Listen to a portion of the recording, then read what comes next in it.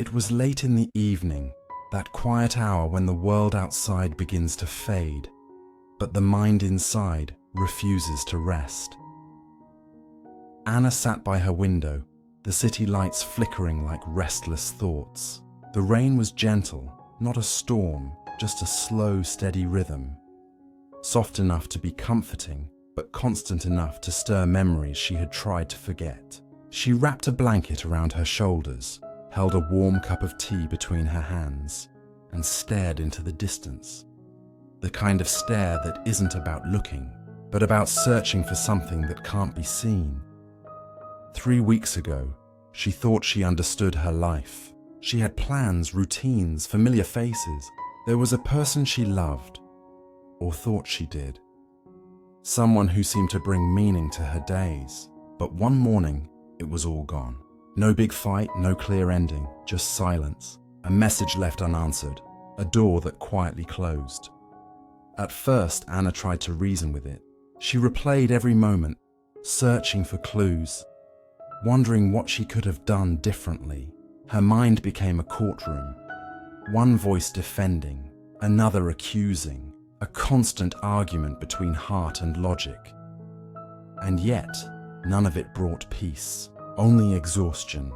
She whispered to herself, "Why do people come into your life just to leave?" It's a question that echoes in many of us, in quiet bedrooms, long drives, or sleepless nights. We meet someone who changes us, someone who feels like home, and then, suddenly, they're gone. We call it loss, but maybe, just maybe, it's something else. When Anna finally went for a walk the next morning, the air was crisp, the city still waking up. She passed by a park where children were chasing pigeons. Their laughter cut through her fog like sunlight through mist. She paused and thought. There were people in her life who once felt that close, that alive. Friends from school, co-workers, neighbors. Faces that had once filled her days but were now just fragments of memory. They had come and gone, and yet each had left something behind. A habit, a perspective, a lesson, a scar. Pieces that, when she looked closely, had shaped who she had become. Maybe life wasn't random at all. Maybe every person who enters our path is part of a greater design. Like stars forming a constellation that only makes sense when you step back far enough to see the whole sky. In the teachings of the Buddha, this invisible design is called pratityasamutpada, the law of dependent origination. It tells us that nothing exists on its own. Everything arises because of conditions that came before. Every meeting, every goodbye, every joy, and every heartbreak, all are threads woven from the same vast tapestry of cause and effect. Perhaps that's why, when we lose someone, it hurts so deeply. Not because they were ours, but because they mirrored a part of us we were meant to see. They came to awaken something sleeping inside, a tenderness, a boundary, a truth, and when their role was complete, life, in its quiet wisdom, allowed them to step away so the lesson could take root. Anna didn't know these words yet, but she could feel them. That morning she sat on a bench beneath a tree heavy with spring blossoms. One petal fell onto her hand, delicate and perfect in its impermanence. She watched the wind carry it away, and for the first time in weeks, she smiled, a small, tired smile, but a real one. Maybe that's what healing is. Not forcing answers, but learning to rest in the mystery.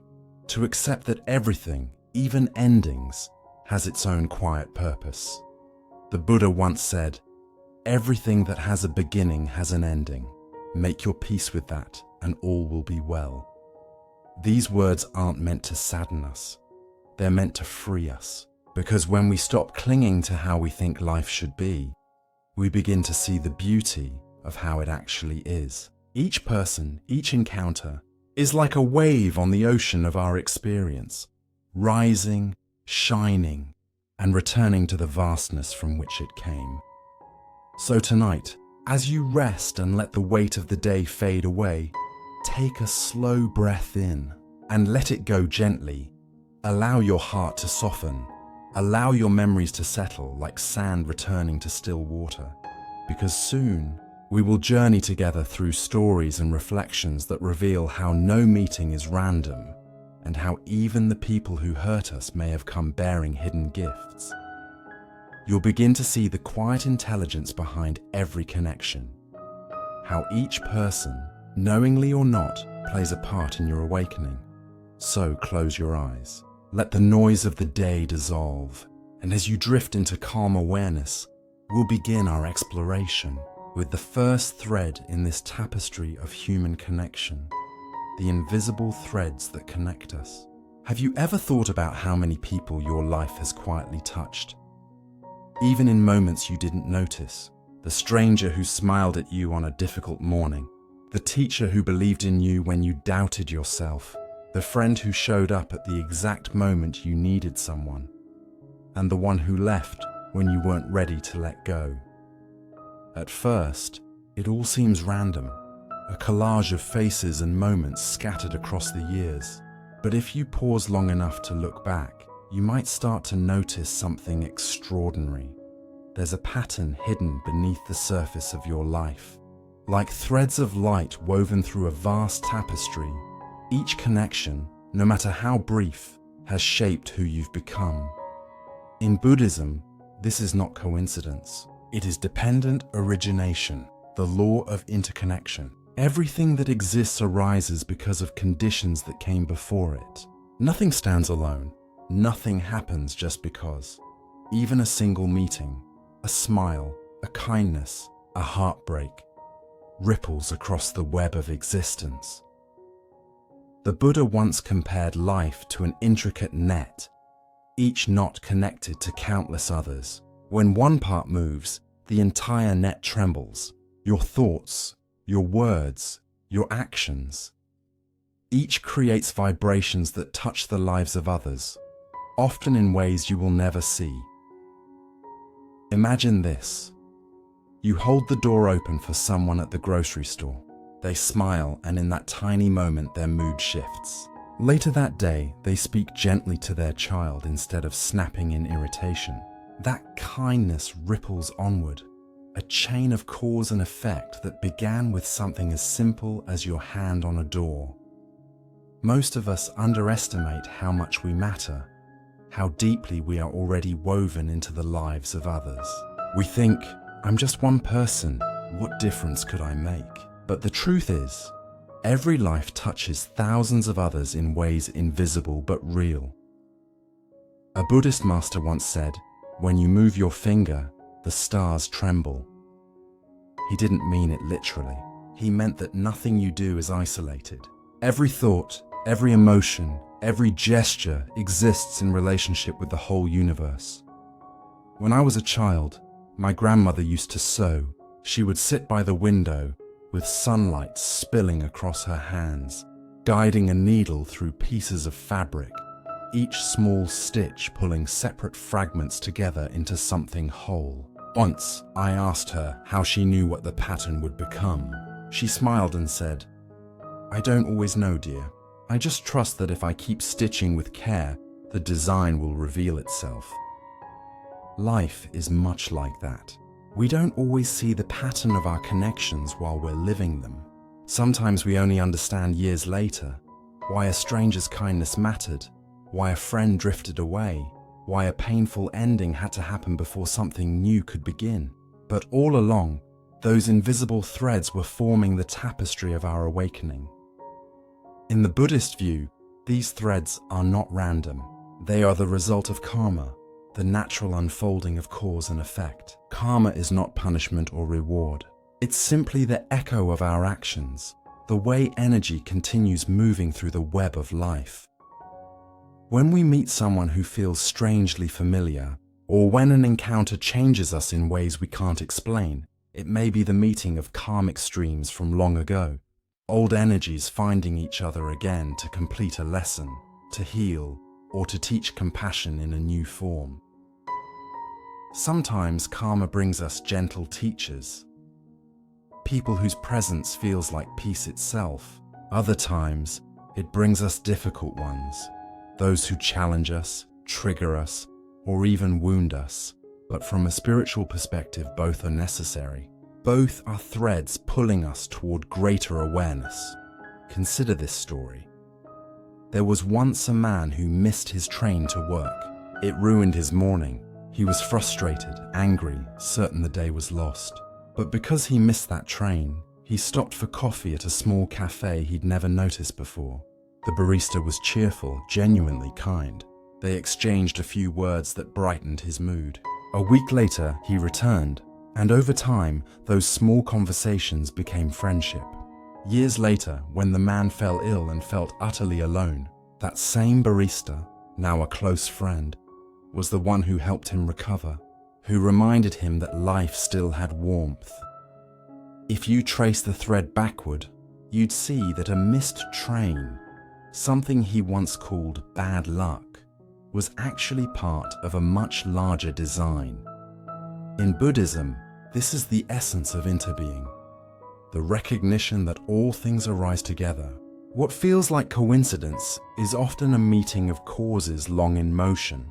When we begin to see life this way, something softens inside us. We stop labeling things as purely good or bad and start seeing everything as meaningful, as connected. There's a saying in Zen, when you pick up a single flower, you move the faraway mountain. It means that nothing happens in isolation. Every action, no matter how small, touches something vast and unseen. That truth can be both humbling and comforting. It reminds us that even when we feel insignificant, we are never separate. The people who pass through our days, the cashier, the neighbor, the one who broke our heart, are all participants in our unfolding story. Some appear to teach patience, some arrive to mirror our own light, others come to awaken the strength we didn't know we had. And we, in turn, are playing that role for someone else, perhaps without even realizing it. So when you think of your life, imagine it as a vast luminous web, each thread shimmering with connection. The way you speak, listen, or even think tugs gently on that web, sending vibrations outward. This awareness transforms how we move through the world. It makes us more mindful, more compassionate, because we understand that every encounter matters. Here's a small practice you can try tonight. As you prepare to sleep, bring to mind 3 people you've crossed paths with recently. They don't have to be close to you. Maybe the person who handed you your coffee this morning, a colleague you barely spoke to, or someone you argued with. For each one, silently say, "Thank you for being a part of my journey." You don't have to understand the reason, just acknowledge the connection. Feel how that simple act shifts your heart, from resistance to acceptance, from loneliness to belonging. The more we practice seeing life this way, the more we realize we are never truly alone. Every smile, every kindness, every challenge is part of the same sacred web. And when you see it, really see it, you begin to walk differently in the world. Your steps become softer, your words kinder. You stop needing everything to make sense, because you trust the wisdom that holds it all together. One day, perhaps years from now, you'll look back and notice how perfectly it all aligned. The timing, the people, the lessons. You'll realize that nothing was wasted, that every person who entered your life was a thread meant to weave you closer to understanding. And with that realization, peace quietly blooms in the heart. Not the peace of everything being perfect, but the peace of seeing that everything belongs. And now, as we continue this journey of reflection, let's explore what these invisible threads are made of, the ancient law that shapes them, the rhythm of cause and effect that connects us all. This is the wisdom of karma, the second thread in our tapestry of understanding, the law of cause and effect, karma made simple. When we begin to notice the invisible threads that shape our lives, a quiet question naturally rises within the heart. What weaves those threads together? What unseen rhythm connects every moment, every meeting, every choice? The Buddha called it karma, a word both ancient and often misunderstood. In movies and conversations, people use it casually, as if it were fate or revenge, or some divine punishment waiting for its turn. But karma is not punishment. It's not a cosmic scoreboard keeping track of your mistakes. Karma simply means action, and every action, whether through body, speech, or thought, carries an echo. Like a pebble dropped into still water, your choices create ripples that move outward, touching everything they meet. Eventually, those ripples return to the place they began. This is not magic or superstition. It is the natural movement of energy. The Buddha described karma as one of the most liberating truths because it means that nothing is truly random. And also, nothing is fixed. Every moment holds the power to begin again. Years ago, there was a young man named Daniel who worked in a high-pressure office in New York City. He was ambitious, sharp, but always in a hurry. Kindness, to him, was a luxury, something people used only when they had time to spare. He often said, "I'll slow down later, after I succeed." He didn't notice how his impatience began to shape him. He rushed through conversations, spoke without listening, and expected the world to move as quickly as he did. His co-workers admired his efficiency but avoided his company. He thought it was jealousy. It was simply the energy he had planted. One afternoon, his younger sister called, crying. Her small bakery had failed, and she didn't know how to start again. Daniel was in the middle of a meeting. "I can't talk now," he said, annoyed. "Handle it yourself. You'll be fine." Weeks later, his own project collapsed. He reached out to friends for help, but the phone stayed silent. He sat alone in his apartment that night and felt the echo of his own words. Handle it yourself. It wasn't fate. It was reflection. The mirror of his actions had turned toward him. That moment changed him. He realized karma wasn't about blame. It was about awareness. Every word, every gesture was like a seed carried by the wind, and the world was simply returning what he had sown.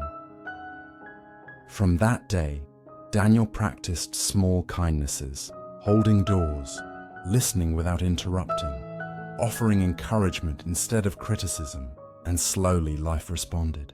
The tension in his workplace eased. New opportunities appeared naturally.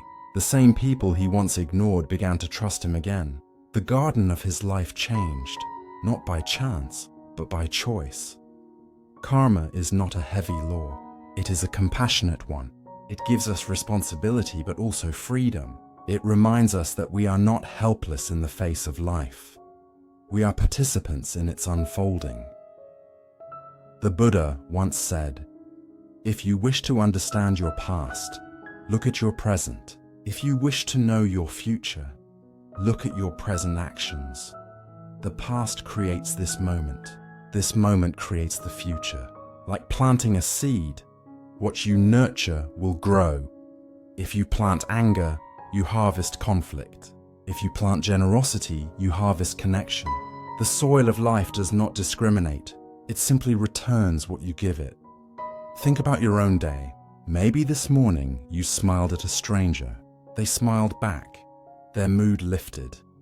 And later that day, they spoke kindly to someone who was struggling. You might never know that your small gesture rippled outward, but it did. That's karma. Quiet, invisible, but powerful. Now imagine the opposite. You wake up frustrated, spill your coffee, curse under your breath, and snap at the barista who's moving too slowly. That irritation moves forward too, into her next conversation, into the energy of the room, into a world that keeps mirroring what we send. We live in a constant exchange of energy. Every thought and emotion is a message we broadcast. When we understand that, life stops feeling like a series of accidents. It begins to feel like a sacred dialogue between what we give and what we receive. But karma isn't only about our actions toward others. It also includes how we treat ourselves. When you speak harshly to yourself, when you repeat the same stories of failure and shame, Those too are seeds, and they take root in your mind. They become the lens through which you see the world. If you constantly say, "I'm not enough," the world will seem to agree. But if you practice patience, if you whisper to yourself, "I'm learning," your outer world slowly begins to mirror that kindness back to you. So karma is not a distant law to fear. It's an intimate teacher that lives within your own thoughts. There is an old Zen parable about a farmer whose horse ran away. The neighbors came and said, "What bad luck?" The farmer replied, "Maybe." The next day, the horse returned, bringing 3 wild horses with it. "Such good luck," the neighbors exclaimed. "Maybe," said the farmer. Later, his son tried to ride one of the wild horses and broke his leg. "Oh, that's terrible," the neighbors said. "Maybe," replied the farmer again. A week later, soldiers came to the village to recruit young men for war. Seeing the broken leg, they left the son behind. Good luck, bad luck, who can tell? The story reminds us that karma unfolds in ways beyond our immediate understanding. The ripples of one event may take years, even lifetimes, to return. When we stop labeling things as good or bad, we begin to rest in trust, knowing that every event, even hardship, has its place in the greater pattern of awakening. There's another layer to karma that often goes unnoticed. Shared karma. Families, friendships, even nations share collective patterns of thought and behavior. We are not isolated drops, but waves of the same ocean. When one person acts with compassion, that compassion uplifts the whole. When one person heals, the vibration of healing spreads outward in ways unseen. Your peace contributes to the world's peace. That is not poetic, it is energetic truth. So when life feels too big to change, remember, every gentle action ripples into the collective. A kind word can shift a family's tone. A mindful breath can interrupt generations of anger. That is karma in motion. The living proof that awakening is contagious. If you want to practice this truth tonight, try this simple reflection. As you lie in bed, let your breathing slow. Think of one moment from today that you wish had gone differently. Maybe you were impatient, or closed off, or afraid. Instead of judging it, breathe into it gently. Whisper to yourself, "May I learn from this?" Then, think of one small action you can take tomorrow to plant a better seed. It doesn't have to be grand, just real. Perhaps you'll call someone you ignored, or speak more softly, or forgive a mistake, your own or someone else's. This is how karma transforms. Not through punishment, but through awareness. Over time, these small awakenings add up. Like drops filling a cup, they change the flavor of your entire life. The world around you becomes calmer not because it's different, but because you are. That is the quiet power of karma. It begins within and radiates outward endlessly. When we understand this, we stop living as victims of circumstance. We stop asking, "Why me?" and start asking, "What is life trying to teach me right now?" In that shift, we reclaim our freedom, because karma is not destiny written in stone. It is a living story we write with every breath. Each moment invites us to choose, to repeat old cycles or to begin anew. And each time we choose awareness, the pattern changes, for us and for everyone connected to us. So remember this simple truth. You are not being judged. You are being mirrored. The universe responds not to your words, but to the energy behind them. When your actions arise from love, honesty, and compassion, life naturally echoes those back.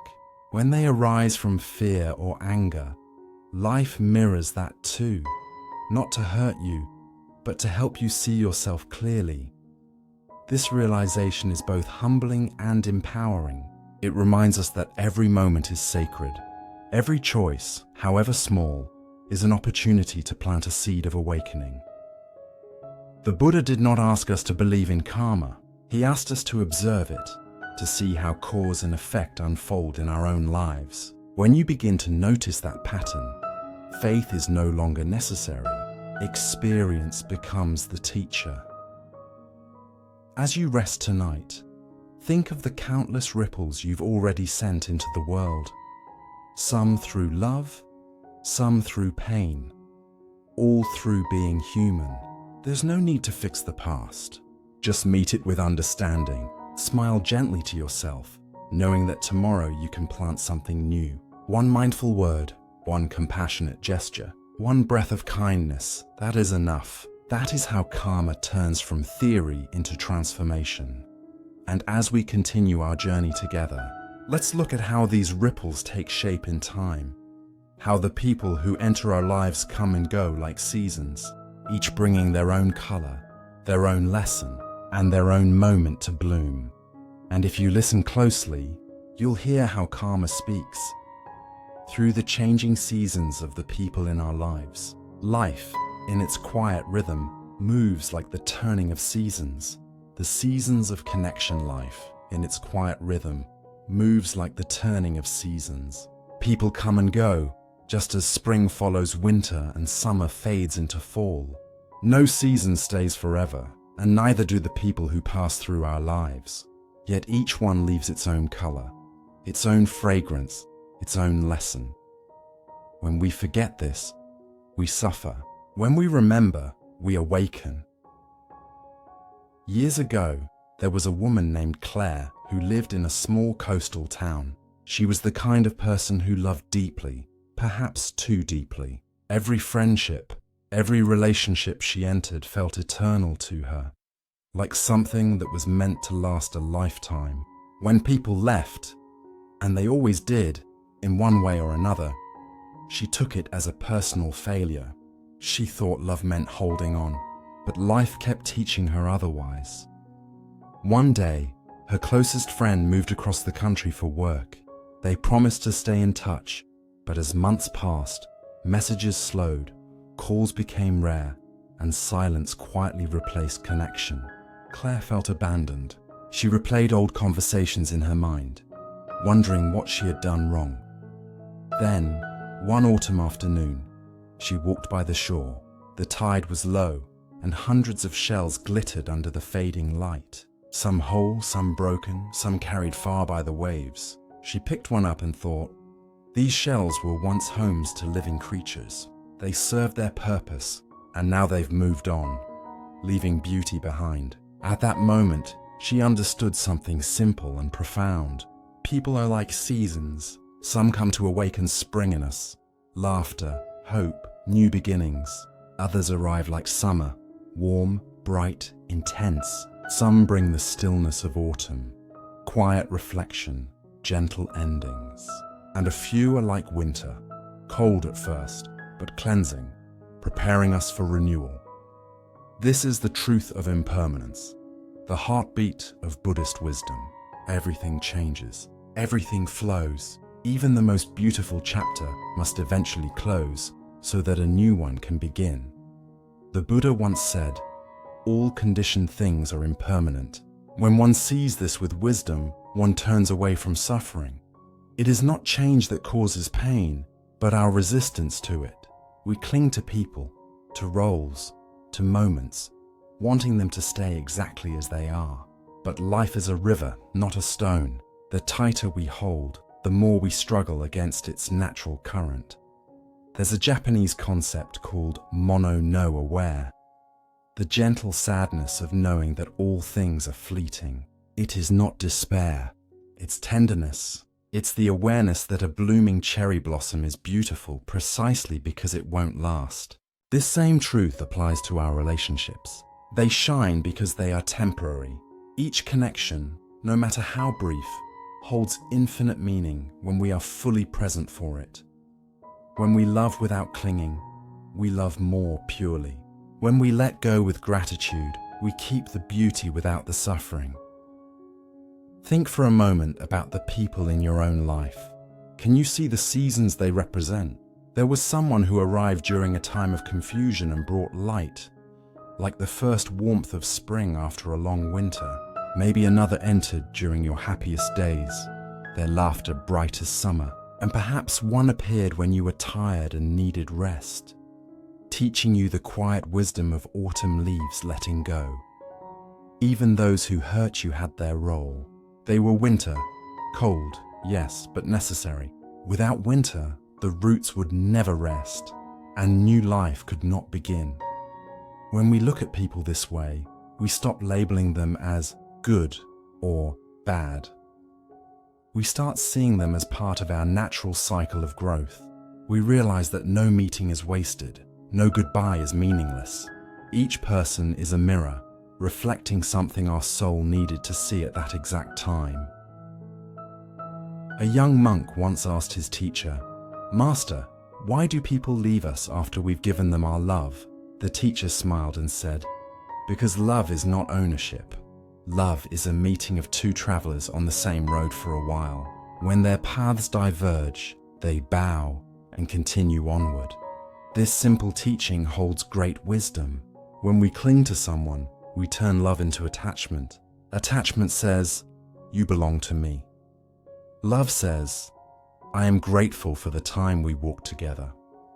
One creates suffering, the other creates peace.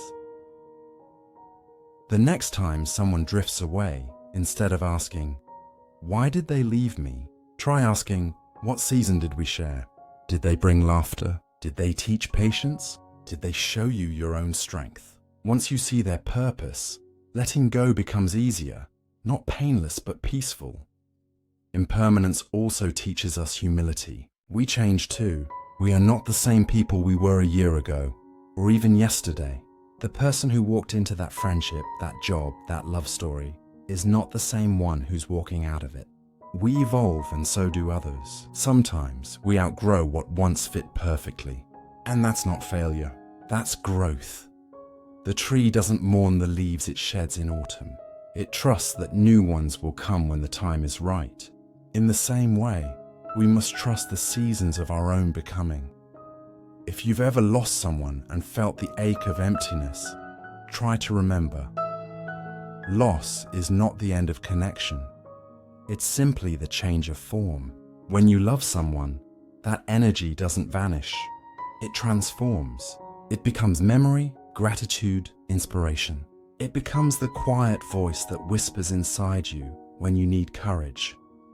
When you sit in silence and think of them, that is the continuation of love. They are not gone. They've just stepped into a different season of your story. Here is a small reflection you can try tonight. Close your eyes and think of 3 people who have touched your life. They can be from the past or the present. For each person, ask yourself, what season did they represent in my journey? Did they bring spring, renewal and joy? Did they bring summer, passion and warmth? Did they bring autumn, lessons of letting go? Or winter, stillness, introspection, resilience? Then, whisper softly in your heart, "Thank you for walking with me, for however long you did." Feel that gratitude settle like calm rain inside you. This simple practice changes how you hold people. Instead of grasping, you begin to honor. Instead of craving permanence, you begin to celebrate change. And slowly, peace replaces longing. There's a deep freedom in understanding that everything and everyone has their season. It frees us from resentment. It softens goodbyes. It helps us see that endings are not failures, but transitions in the grand rhythm of becoming. Even the people who left pain behind were part of your evolution. They stirred the soil of your heart so that compassion could grow. They showed you what needed healing. They helped you recognize what you truly value. Without them, your soul might still be sleeping. This is how life loves us. Through change, through loss, through renewal. It keeps teaching us to trust the flow, to open our hands, to let the river carry us to the next bend of the journey. The Buddha once taught, just as the great ocean has one taste, the taste of salt, so too does my teaching have one taste, the taste of liberation. Every season of connection, joy or sorrow, closeness or distance, has the same ultimate purpose, liberation. Liberation from grasping, from illusion, from the need for things to stay the same. When we understand that, Life no longer feels like a series of random arrivals and departures. It feels like a sacred rhythm guiding us home to awareness. So, if someone has recently walked out of your life, or if you're mourning the silence where laughter used to be, try to remember, perhaps their season is complete and another is quietly waiting to begin. Be gentle with yourself in these in-between spaces. Breathe.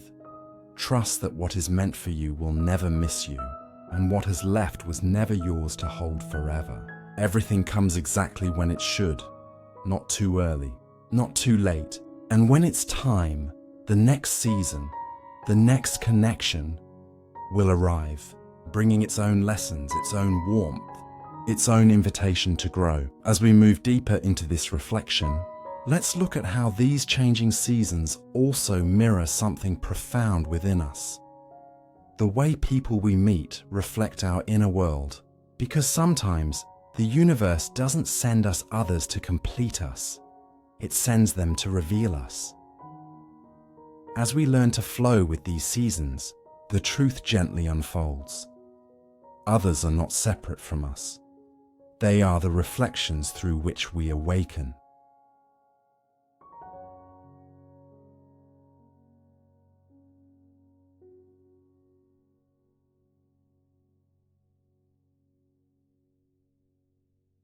The mirror effect. People as reflections of ourselves. As we learn to move with the seasons of our connections, a quieter understanding begins to bloom. The people who come into our lives are not only companions on the path, they are mirrors, showing us the hidden landscapes of our own hearts. Every person we meet reflects something within us. Our hopes, our fears, our tenderness, our shadows. Through them, life gives us the chance to see ourselves more clearly. When Maya first heard this idea, she found it difficult to believe. She was going through a painful breakup and often said, "He hurt me. He betrayed my trust." To her, he was the villain in the story, and she was the victim trying to make sense of the loss. Months later, after the noise of anger had settled, she began to see patterns. Her ex-partner had been distant, emotionally unavailable, but so had she. She realized she often hid her own emotions behind busyness, fearing that being vulnerable would make her weak. What she saw in him was, in part, a reflection of what she refused to face in herself. That's when she understood. Sometimes the people who hurt us are mirrors, revealing the wounds we haven't healed yet. They bring our pain to the surface so it can finally be seen, acknowledged, and released. It's not about blame. It's about awakening. In Buddhism, this insight comes from the understanding of non-self, anatta. It teaches that what we call I or me is not fixed. It is a collection of perceptions, emotions, and experiences, constantly changing. We define ourselves through our relationships, through how we see and are seen by others. When someone praises you, your heart expands. When they criticize you, it contracts. But neither defines who you truly are. Both are reflections, temporary ripples on the surface of consciousness. Like a calm lake, your mind mirrors what it encounters. If you throw stones of anger or fear into it, the reflection becomes distorted. If you allow the water to still, the world around you begins to appear as it really is. The people in your life act like those stones and ripples. They stir something in you, revealing where your heart is peaceful and where it is still troubled. Every irritation, every admiration, every attraction is a reflection of what already lives inside. A Zen teacher once said, "When you point a finger at someone, 3 fingers point back at you." It doesn't mean we are always wrong. It means that what we notice in others often exists in us in some form. If you find yourself judging someone for being selfish, look carefully. Is there a place in you that still fears lack or needs validation? If you feel drawn to someone's kindness, perhaps it's because that same seed of compassion is awakening in you. People mirror both our light and our shadow. Through them, we discover not only what we need to change, but also what we already are. There's a story told in many Buddhist monasteries about a student and his master. One day, the student came to the master, angry and confused. "Everyone in the village annoys me," he said. "Some are dishonest, others lazy, others arrogant. I can't stand being around them." The master led him to a quiet pond and said, "Look into the water. What do you see?" "My reflection," the student replied. The master tossed a stone into the pond. The ripples broke the image into fragments. "Now what do you see?" "Nothing but distortion," the student said. The master smiled. "Exactly. When your mind is disturbed, you can't see others clearly. You mistake your own ripples for theirs. Calm the water within, and the reflection will become true again." We do this all the time. We project our fears, our insecurities, our unhealed stories onto others. We see not people but our interpretations of them. We see through the lens of our conditioning, the things we were taught to believe about love, worth, safety. Someone doesn't text back, and we feel abandoned. Not because of the silence itself, but because it touches the old wound of being ignored. Someone succeeds, and envy arises, not because of their success, but because it stirs our own doubts about being enough. Every emotional reaction is an invitation to look inward. The mirror effect is not about blame, it's about curiosity. Instead of asking, "Why are they like this?" we can ask, "What in me is being shown right now?" That question transforms frustration into understanding and pain into insight. But mirrors don't only reveal wounds, they also reveal beauty. The people who make you feel at peace, who remind you of joy, kindness, and presence, they too are reflections. They show you the qualities already blooming inside your own heart. When you admire someone's calmness, it's because the seed of calm is awakening within you. When you are touched by someone's compassion, it's because your heart recognizes itself in them. We often underestimate how much of what we love in others is actually a glimpse of our own potential. Every soul you meet is a mirror reflecting a different facet of your light. There's a powerful practice in Buddhist mindfulness called self-reflection through relationship. It's very simple, but deeply transformative.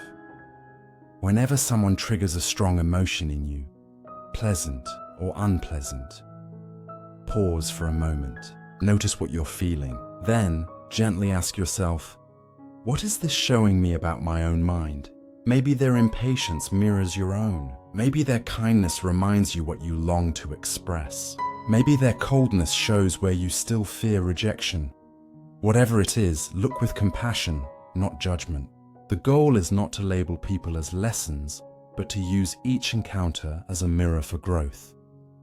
This doesn't mean we should tolerate harm or stay in toxic relationships. Seeing people as mirrors doesn't excuse their behavior.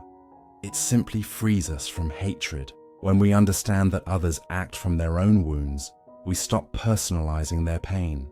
We can choose healthy boundaries without closing our hearts. As the Buddha taught, hatred is never ended by hatred. It is ended by love. This is an eternal truth, that love begins with awareness. When you stop seeing others as enemies or obstacles, you begin to see them as fellow travelers, some ahead, some behind, all learning, just like you. Here is a small reflection you can try before sleep tonight. Think of one person who challenges you, someone who irritates or confuses you. Instead of pushing the thought away, breathe deeply and imagine them standing before you. Silently say, "You are my mirror. Through you, I am learning about myself." Notice what arises: resistance, softness, maybe even gratitude. Whatever you feel, let it be your teacher. Then think of someone who brings you peace. Whisper to them in your heart, "You remind me of who I can be." Feel how your energy shifts, how the walls of judgment begin to soften, and a quiet compassion starts to take its place. This is how reflection becomes transformation. When we live with this awareness, Our relationships stop being battlegrounds and become classrooms of awakening. Every encounter, pleasant or painful, becomes a lesson in self-understanding. The world stops feeling like something happening to us and starts feeling like something unfolding through us. Each person becomes part of a sacred dialogue between our inner and outer worlds. And in that dialogue, we begin to meet ourselves again and again, in different faces, different circumstances, different lifetimes of learning. As we start to see ourselves in others, a new kind of compassion naturally arises. A compassion rooted in understanding rather than pity. We realize that just as we are shaped by our fears and longings, so is everyone else. In this shared humanity, the distance between me and you begins to dissolve. This is the heart of non-self, not the loss of identity, but the discovery that our identities were never truly separate. You are in me, and I am in you, woven together by countless causes and conditions. To harm you is to harm myself. To forgive you is to free myself. When this truth begins to settle in your heart, life becomes softer. The anger that once burned turns into understanding. The loneliness that once weighed you down transforms into connection. You no longer chase love or fear rejection. You see that both come from the same source within. Every person becomes your mirror, and every mirror becomes your teacher. And slowly, you begin to live with open eyes, seeing not strangers or enemies, but reflections of your own awakening. And as this understanding deepens, you'll begin to notice another layer of wisdom, that the people who challenge us the most are often our greatest teachers. They are the sand that polishes the stone of our awareness, the fire that forges our patience, the test that awakens our compassion. In time, we realize that even the moments that hurt the most are teachers in disguise, patient, silent, and kind. The kind teacher of pain in time. We realize that even the moments that hurt the most are teachers in disguise, patient, silent, and kind. Pain, though unwelcome, has always been one of life's greatest teachers. It is honest, it does not flatter, it does not lie. It arrives without an invitation, but it never comes without meaning. If joy expands the heart, then pain refines it, carving it into something deeper, something capable of true compassion. There was a man named Elijah who once said, "I no longer fear failure, I fear not learning from it." His words came from experience. At 35, Elijah lost everything: his business, his marriage, his savings. He tried to rebuild, but every plan fell apart like sand through his hands. One night, sitting in a dark room surrounded by unpaid bills, he whispered to the ceiling, "Why is this happening to me?" But as the days turned into weeks, the intensity of pain began to fade into something quieter. Exhaustion, stillness, and beneath that, a faint sense of relief. For the first time in years, he wasn't chasing anything. He wasn't pretending to be strong. He was simply there, stripped of every mask. And in that emptiness, he heard something gentle, like a whisper beneath the noise. This is who you are without all the things you thought you needed to be. Pain wasn't destroying him. It was revealing him. It was peeling away the layers of identity that no longer fit. The Buddha understood this long ago. His very first teaching was not about heaven or enlightenment, but about suffering, dukkha. He began with honesty, not comfort. The Four Noble Truths are not rules. They are compassion in the form of understanding. First, there is suffering, not as punishment, but as part of being alive. Loss, sickness, loneliness, disappointment, all visit us at some point. Second, suffering has causes: craving, clinging, the belief that things should stay the same. We suffer when we demand permanence from a world that is constantly changing. Third, suffering can end, not because life becomes perfect, but because the mind learns to let go of resistance. And fourth, there is a path to freedom, the path of mindfulness, compassion, and wise living. These truths are not meant to make us sad. They are a gentle reminder that understanding pain is the beginning of peace. In our modern world, we are taught to fix pain quickly, to bury it beneath distractions, to cover it with work, to numb it with comfort. But pain left unseen only grows stronger. It waits for us, patient, persistent, until we are ready to listen. It is not the pain itself that breaks us, it is the way we run from it. Because when we run, we lose the chance to learn what it came to teach. Think of a wound on the body. When it's ignored, it festers. When it's cleaned and tended, it heals. Sometimes leaving a scar, yes, but also leaving strength in the place that was once fragile.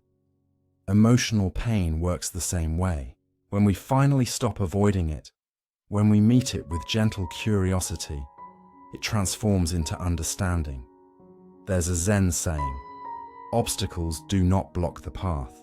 They are the path." It means that the very things we resist, heartbreak, loss, failure, are not detours from our journey. They are the journey. They shape our patience, deepen our compassion, and teach us the art of surrender. When we stop seeing pain as an intruder and start greeting it as a guest, its sharpness softens. It begins to speak in a new language, the language of awakening. Sophia, a young woman from Boston, once shared her story in a meditation retreat. She had lost her job unexpectedly, and with it, her sense of identity. For months she felt invisible, useless. But one day, in the middle of that emptiness, she began walking by the river every morning. The walk started as escape, a way to silence her restless mind. But they slowly became prayer. She noticed the rhythm of the water, the way sunlight touched the leaves, the simple beauty of life continuing without her control. She started to see that the world didn't need her to be someone. It only asked her to be here. By the time she found another job, she no longer worked to prove her worth. She worked out of gratitude. Her pain had turned her into someone softer, wiser, freer. Pain had not punished her. It had polished her. In Buddhism, pain is often compared to fire. Left unattended, it burns and destroys. Handled with mindfulness, it illuminates. Fire is not good or bad. It simply depends on how we hold it. The same energy that causes suffering can also awaken wisdom if we hold it with awareness instead of fear. So the question isn't, how do I avoid pain? But how can I hold it wisely?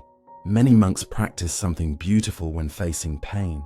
When a difficult emotion arises, anger, grief, loneliness, they don't fight it.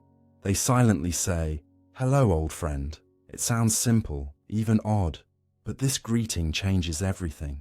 It transforms the emotion from an enemy into a teacher. It says, "I see you.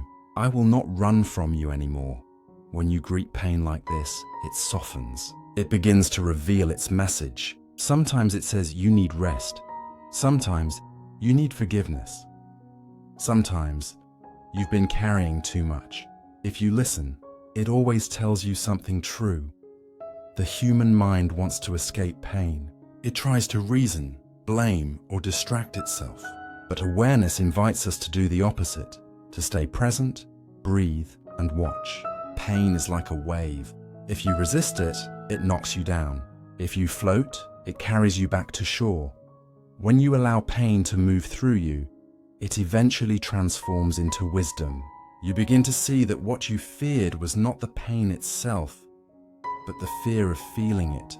And once that fear dissolves, freedom begins. A story is told of a Buddhist nun who lost everything in a fire: her temple, her belongings, even her beloved cat. When her students came to comfort her, they found her calmly sweeping ashes. She said with a soft smile, "The ground must be cleared before new seeds can grow." She wasn't denying her grief. She was honoring it. She saw that loss was not the end. It was the beginning of renewal. That is what it means to learn from pain. Not to erase it, but to let it cleanse what no longer serves us. When you think of your own pain, notice how it has shaped you. The heartbreak that once broke you open made you kinder to others who suffer. The failure that humbled you made you wise enough to listen. The loneliness that once felt endless taught you how to befriend yourself. None of it was wasted. Every wound carried a message, and every message opened a door to greater awareness. Before you sleep tonight, take a moment to honor the pain that has visited your life. Not with bitterness, but with gratitude. You might say quietly, "Thank you for teaching me." Then breathe. Let your body remember that it has survived everything so far. Let your heart remember that it has grown from every break. Pain may not have asked for your permission, but it has always worked in service of your awakening. You don't have to love it, but you can respect it for what it showed you, for what it helped you release, for the strength it revealed inside you. Because gratitude is what turns suffering into peace. When you begin to live this way, you stop fearing endings. You start trusting the intelligence behind them. You understand that the universe is not cruel. It is precise, always giving you what you need for the next stage of your becoming. A wise monk once said, "Suffering is not the enemy of enlightenment. It is the door, and when you stop trying to close that door, you discover peace waiting patiently on the other side. Not the peace of perfection, but the peace of acceptance. A quiet understanding that every struggle, every loss, has been a part of your awakening all along. So the next time life feels heavy, pause, place your hand on your heart and whisper, "This too is my teacher." Let that sentence become a bridge between pain and peace. Because once you see pain as a teacher, you no longer fight it. You walk beside it, you listen, and slowly you heal. And somewhere in that healing, you begin to notice something else.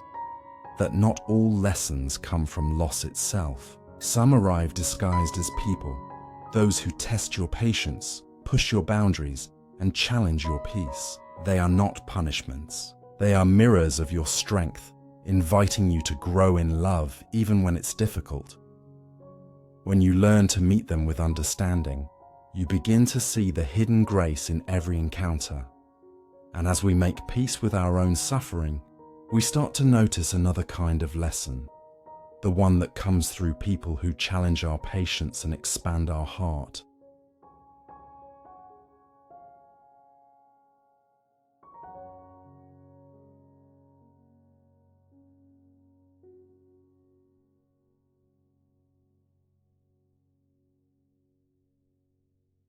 The gift of the difficult people.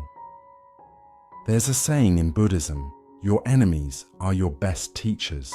It sounds harsh at first, almost impossible to accept. How can the people who frustrate us, hurt us, or drain our energy be considered teachers, let alone gifts? And yet, if we look closely, these are often the very people who reveal the edges of our patience, the limits of our compassion, and the places in us that are still unhealed. They are the sand that polishes the stone, the fire that purifies gold, the gentle, or not so gentle, push that helps us grow. Once, there was a woman named Rachel who worked at a design studio. She loved her job, except for one thing. Her co-worker, Mark.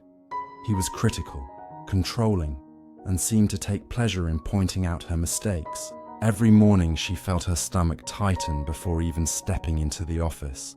For months she vented to friends, replayed arguments in her mind, and promised herself she wouldn't let him get to her. Yet every day he did. One afternoon, after a particularly tense meeting, Rachel left the office in tears. She sat in her car, gripping the steering wheel, and whispered, Why is he like this? Then a quieter question followed. What is he trying to teach me? It wasn't an easy question to ask, but slowly, she began to notice patterns. How she avoided confrontation, how she feared being wrong, how she sought approval more than truth. Mark had unknowingly held up a mirror to her insecurities. He wasn't creating her discomfort. He was revealing it. When she understood this, something shifted. The next time he criticized her, she paused, breathed, and instead of defending herself, she said calmly, "Thank you for the feedback. I'll take a look." He seemed surprised, and the argument dissolved. It wasn't that he changed. She did. She no longer needed him to behave differently to feel at peace. That is the quiet power of awareness. The Buddha once said, "If you are irritated by every rub, how will your mirror be polished?" Life, in its infinite wisdom, uses difficult people as polishers. They reveal where our hearts still cling to pride, anger, or fear. Each time someone triggers us, it's a chance to look within and ask, what part of me is being touched right now? Maybe their arrogance stirs our own need to feel superior. Maybe their rudeness stirs our buried resentment. Maybe their coldness touches our longing for warmth. When we look at them through this lens, the story shifts from "they are against me" to "they are showing me where I still need to grow." Of course, this doesn't mean we should tolerate abuse or stay in harmful situations. Wisdom and compassion always go together. Setting healthy boundaries is not unkind. It's a form of love that protects peace for both sides. The difference lies in the heart. A boundary made with anger hardens into resentment. A boundary made with compassion becomes understanding. You can say no with love. You can walk away without hate. That is the essence of ahimsa, non-harming, the understanding that peace begins within. There's a story from ancient China about a monk and his servant. The servant was lazy, careless, and often broke things. One day, after spilling tea all over the floor, he bowed and said, "Master, I'm sorry. I ruined everything again." The monk smiled and replied, "You ruined nothing. You just gave me another chance to practice patience." That story has been told for centuries, not because it's extraordinary, but because it's real. Every day, life spills tea on our plans. Every day, someone somewhere gives us a chance to practice patience. Difficult people are not punishments. They are reminders. They show us where we still confuse control with peace, reaction with strength, and judgment with wisdom. Each time someone provokes you, you are being invited to pause, to breathe, to choose awareness instead of instinct. When anger arises, it's easy to believe they made me feel this way. But in truth, no one can make us angry. They can only trigger the anger that already lives within us. The responsibility and the freedom lies in how we respond. Think of it like this. You're carrying a cup of tea. Someone bumps into you and the tea spills. You might say, "They made me spill." But the truth is, the tea that spilled was what you were already carrying. If your cup held water, only water would spill. If it held anger, anger comes out. Difficult people don't create what's in your cup. They reveal it. So each encounter becomes a question. What am I carrying today? This awareness doesn't just change how we handle others. It transforms how we see ourselves. Instead of trying to fix people, we begin to understand them. We see their pain beneath their behavior, their fear beneath their anger. When someone acts with cruelty, it is almost always because they are suffering more than they can bear. Recognizing that truth doesn't excuse their actions, but it helps us hold them, and ourselves, with compassion. The Buddha taught, understanding brings love. When you understand another's suffering, you cannot help but love them. That love is not pity, it is clarity, seeing the truth of human struggle and responding with gentleness. Here's a small reflection you can try the next time you encounter someone difficult. Before reacting, Pause for a single breath. Feel your feet on the ground. Then silently ask yourself, what is this person teaching me right now? Perhaps they are teaching you patience. Perhaps they are teaching you courage. Perhaps they are showing you the power of silence. Even if you can't find the answer in that moment, the question itself softens your heart. It breaks the automatic chain of reaction and opens a small space for wisdom. And later, when you are alone, you can take that reflection deeper. Think of a person who challenges you the most. Maybe a boss, a relative, a neighbor. Visualize them for a moment, not as an obstacle, but as a messenger. Whisper quietly, "Thank you for reminding me what I still need to learn." You might feel resistance at first. That's okay. Gratitude doesn't erase boundaries or pain. It simply transforms bitterness into clarity. In time, that clarity becomes peace. It's said that the Buddha once encountered a man who insulted him relentlessly. He stood silently, letting the man's anger burn out. When the man finished, the Buddha smiled and asked, "If someone offers you a gift and you choose not to accept it, who does the gift belong to?" The man answered, "To the giver." The Buddha nodded. "Then I do not accept your anger." This is not passivity. It is mastery. It's the strength of one who has learned that peace is a choice and that no one else has the power to take it away. Difficult people also help us measure our progress on the path. It's easy to be calm around gentle souls. It's harder and far more revealing to stay calm in the face of challenge. Each time you remain patient where once you would have reacted, you are witnessing your own growth. They are unknowingly helping you see your strength. If you wish, you can make this a nightly practice. As you lie in bed, recall one interaction that tested your peace. Instead of replaying it with frustration, see it as a training ground for compassion. Whisper softly, "May I learn patience. May I see clearly. May I meet this with love." Notice how your body relaxes when you stop resisting what happened. Notice how forgiveness, even unspoken, feels lighter than resentment. That lightness is wisdom taking root. When you begin to meet difficult people with this awareness, something extraordinary happens. You stop seeing them as enemies. You start seeing them as fellow travelers. Some ahead, some behind, all learning, all imperfect. And you realize that perhaps, in someone else's story, you were the difficult one once too. That realization humbles the heart and softens the world, because understanding goes both ways. We are each other's teachers, and the lessons never stop. So the next time you meet someone who tests your patience, try not to ask, "Why are they like this?" Instead ask, "What are they showing me about myself?" Then take a breath and offer a silent wish. May you find peace. May I learn peace through you. This doesn't mean you agree with their behavior. It simply means you choose not to add more pain to the world. You choose to let awareness speak louder than anger, and that single choice ripples farther than you can imagine. In this way, difficult people become unexpected gifts.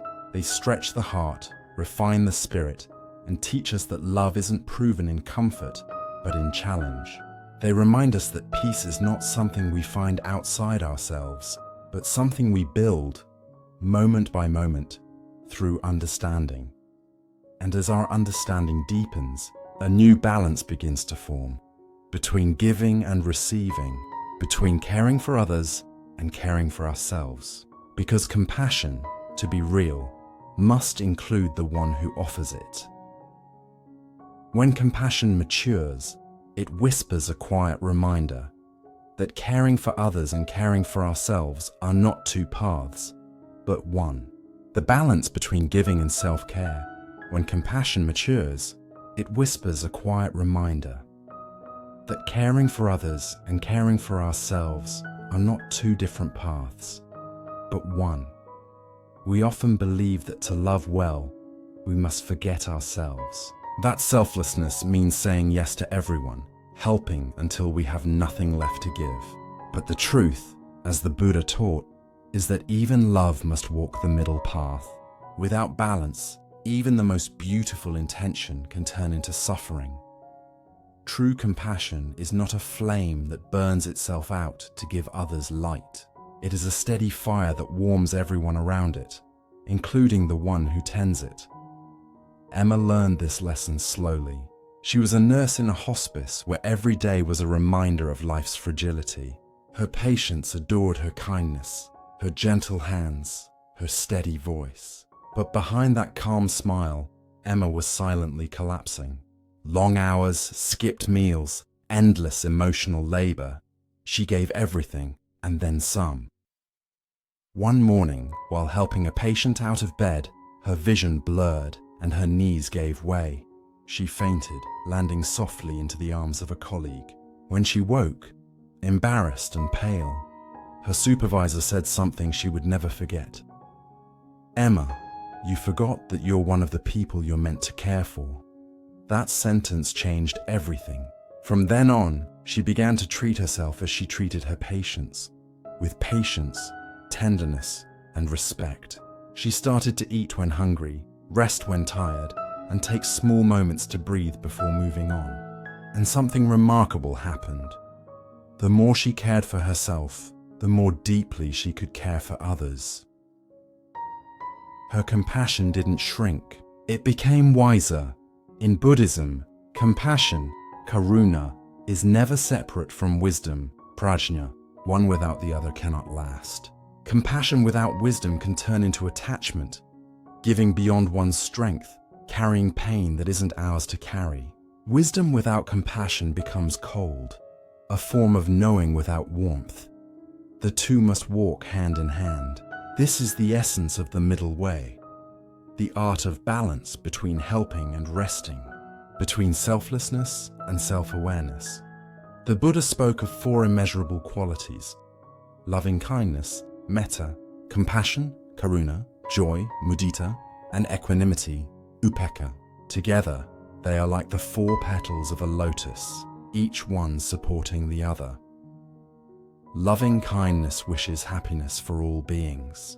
Compassion feels the suffering of others and seeks to relieve it. Joy rejoices in the happiness of others instead of envying it. And equanimity reminds us to stay steady, to love without clinging, to care without drowning. But these qualities begin at home, inside our own hearts. If we neglect the inner garden, even the best intentions will wither. There's a quiet misunderstanding many of us carry. If I rest, I'm lazy. If I say no, I'm selfish. But rest is not laziness. It's maintenance. It keeps the flame alive. Imagine a violinist who never stops to tune their instrument. Over time, the sound becomes harsh, no matter how skillfully they play. The same is true for our hearts. If we never pause to tune ourselves, to breathe, to listen, to reset, our giving becomes forced, and love begins to feel like obligation. Self-care is how we keep love clear and harmonious. It is not indulgence, it is spiritual hygiene. There's a story told in many monasteries about a monk who spent his life serving others. He cooked meals, cleaned floors, and cared for the sick without complaint. But one day, he fell ill himself. When no one came to visit him, he felt bitterness rising. "They've all forgotten me," he muttered. The master came to see him and said gently, "My friend, no one forgot you. You forgot yourself first." The monk was silent for a long time.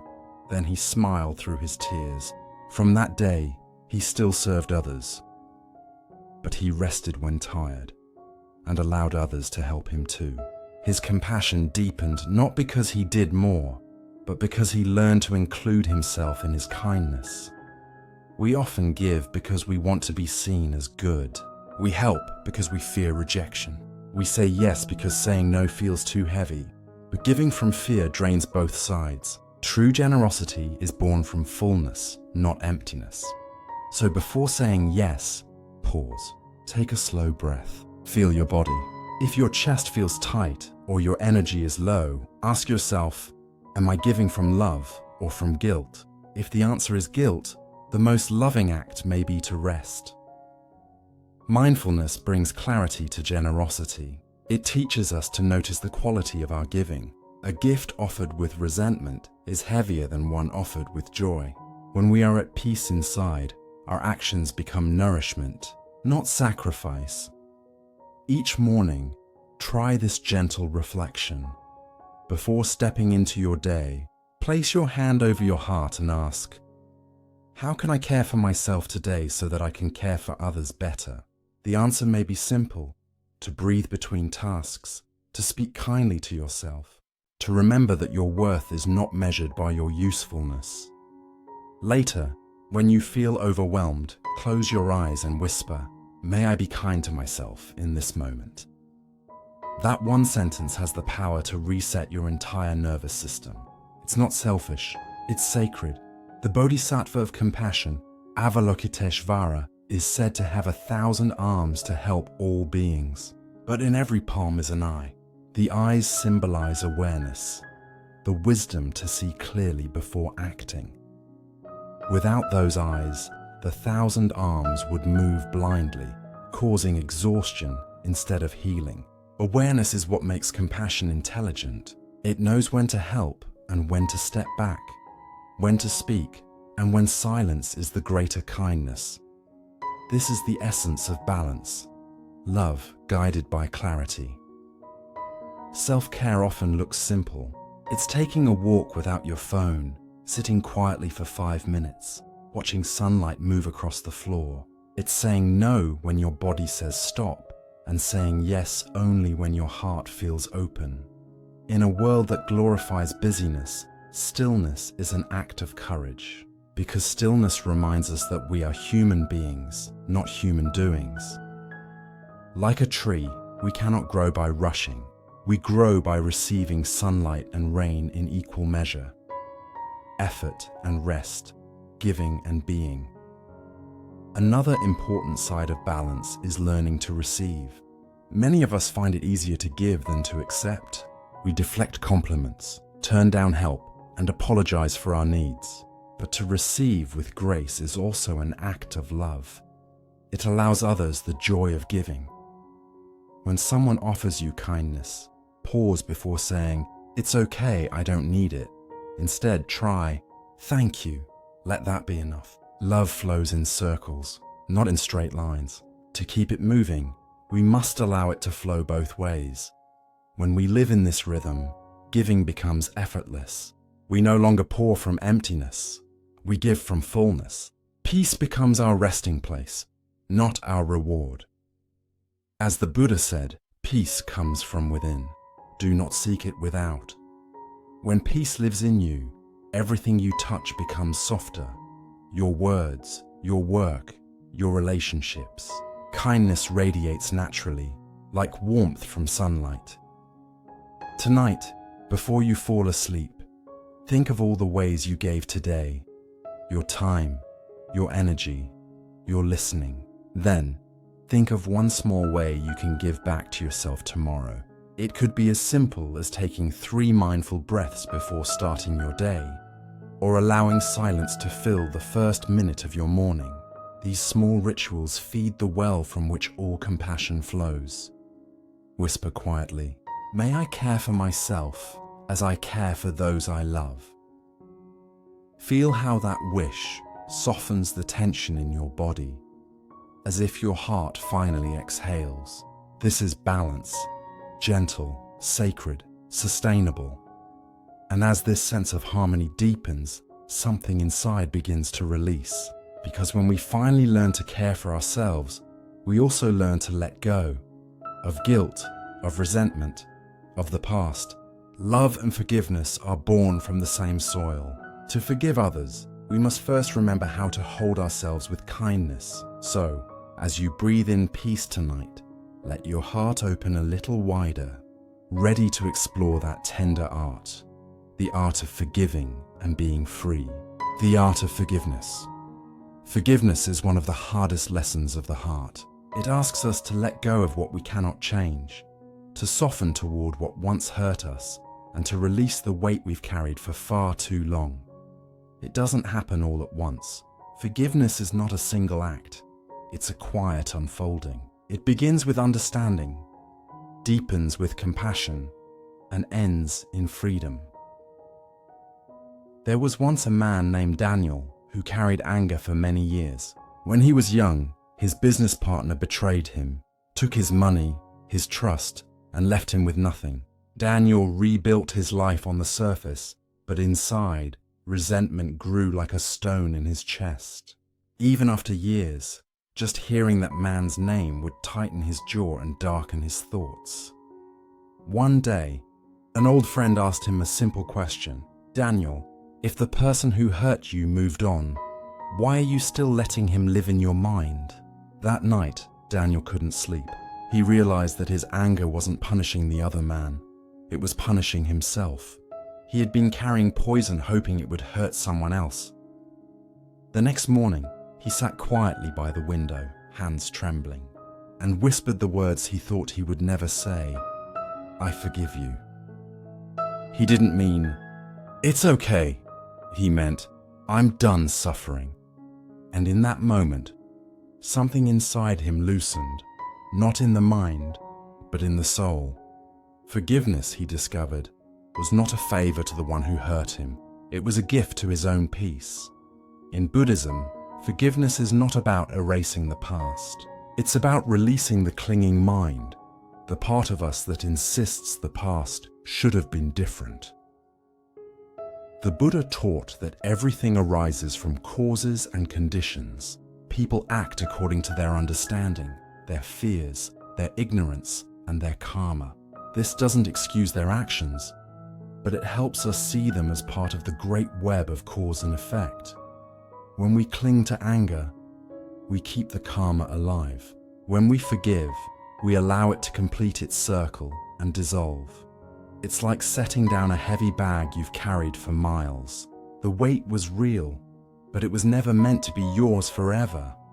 Forgiveness also invites us to look deeply at impermanence. Nothing stays the same.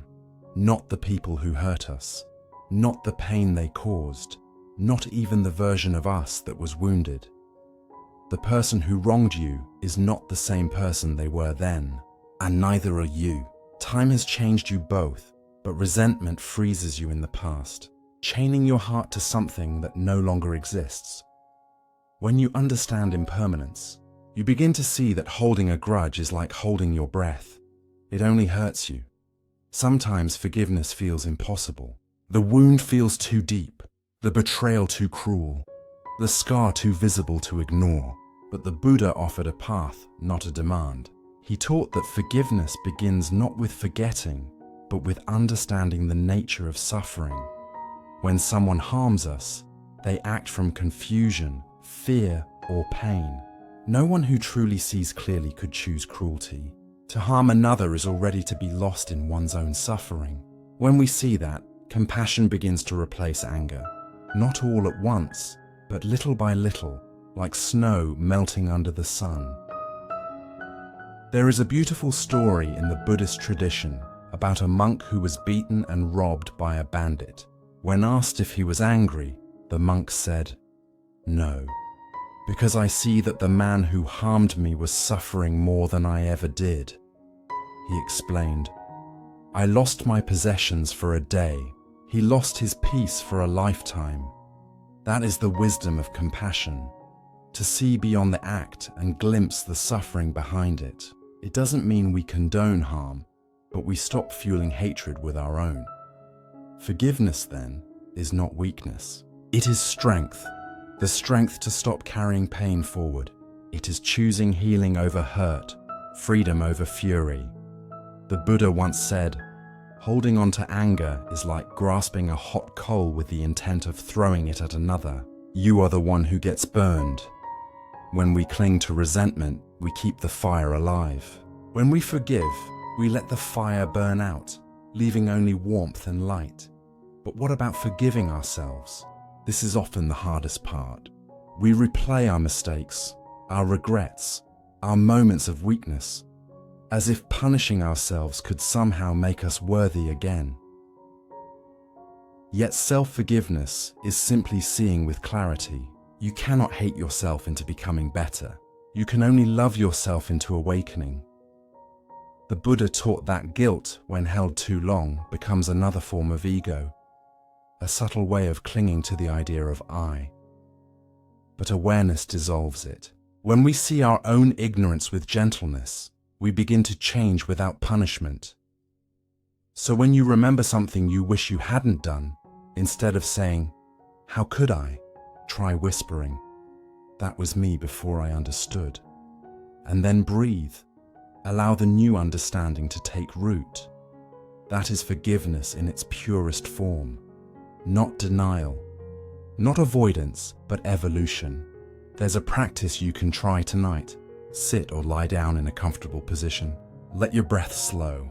Bring to mind someone who has hurt you, not to reopen the wound, but to see it clearly. Notice what arises. Anger, sadness, resistance. Let them be there without judgment. Then when you're ready, say silently, "You too have suffered. May you find peace." If those words feel too hard, you can begin with something simpler. Right now, I'm willing to understand. Even that willingness is the seed of forgiveness. Next, bring your attention to yourself. Think of something you've done that still weighs on your heart. Place your hand gently over your chest and say, "I'm learning. I forgive myself for not knowing better at the time." Breathe. Let the words settle like soft rain on a thirsty field.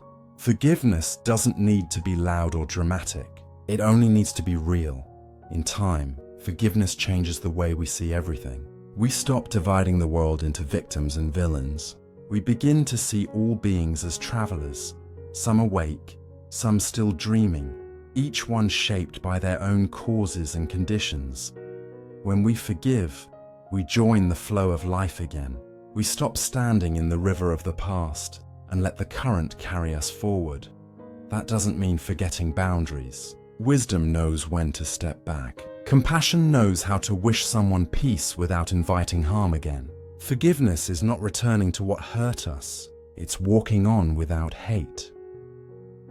One of the Buddha's disciples once asked him, "Master, what should we do with the people who wrong us?" The Buddha replied, "See them as the fire that burns away your ignorance, and when the fire has done its work, thank it and walk away."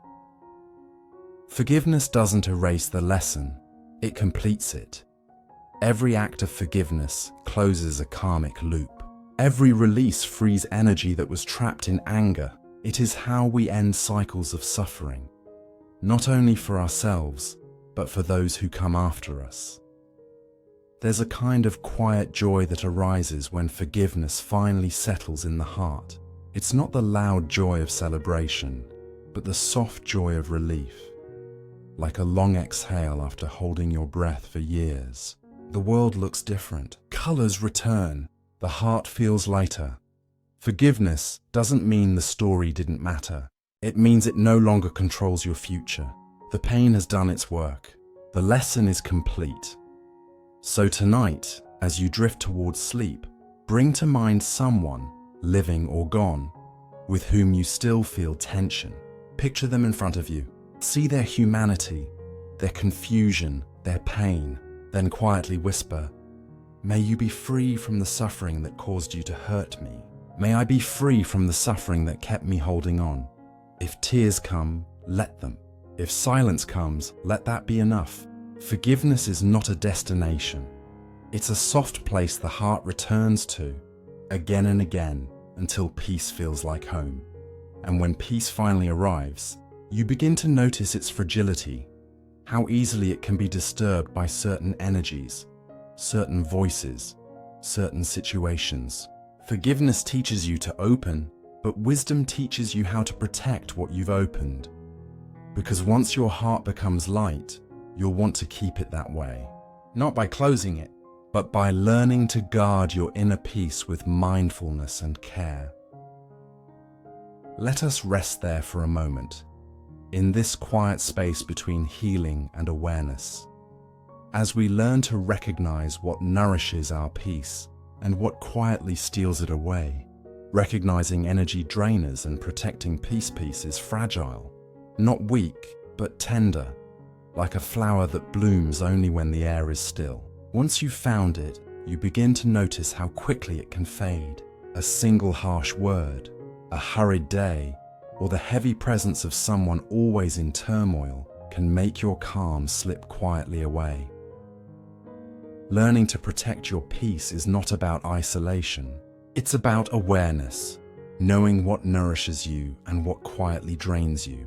It's about honoring your energy the same way you honor your breath. There was once a woman named Claire who was known for her kindness. Her friends came to her with their problems. Her co-workers relied on her calm, and her family leaned on her whenever things went wrong.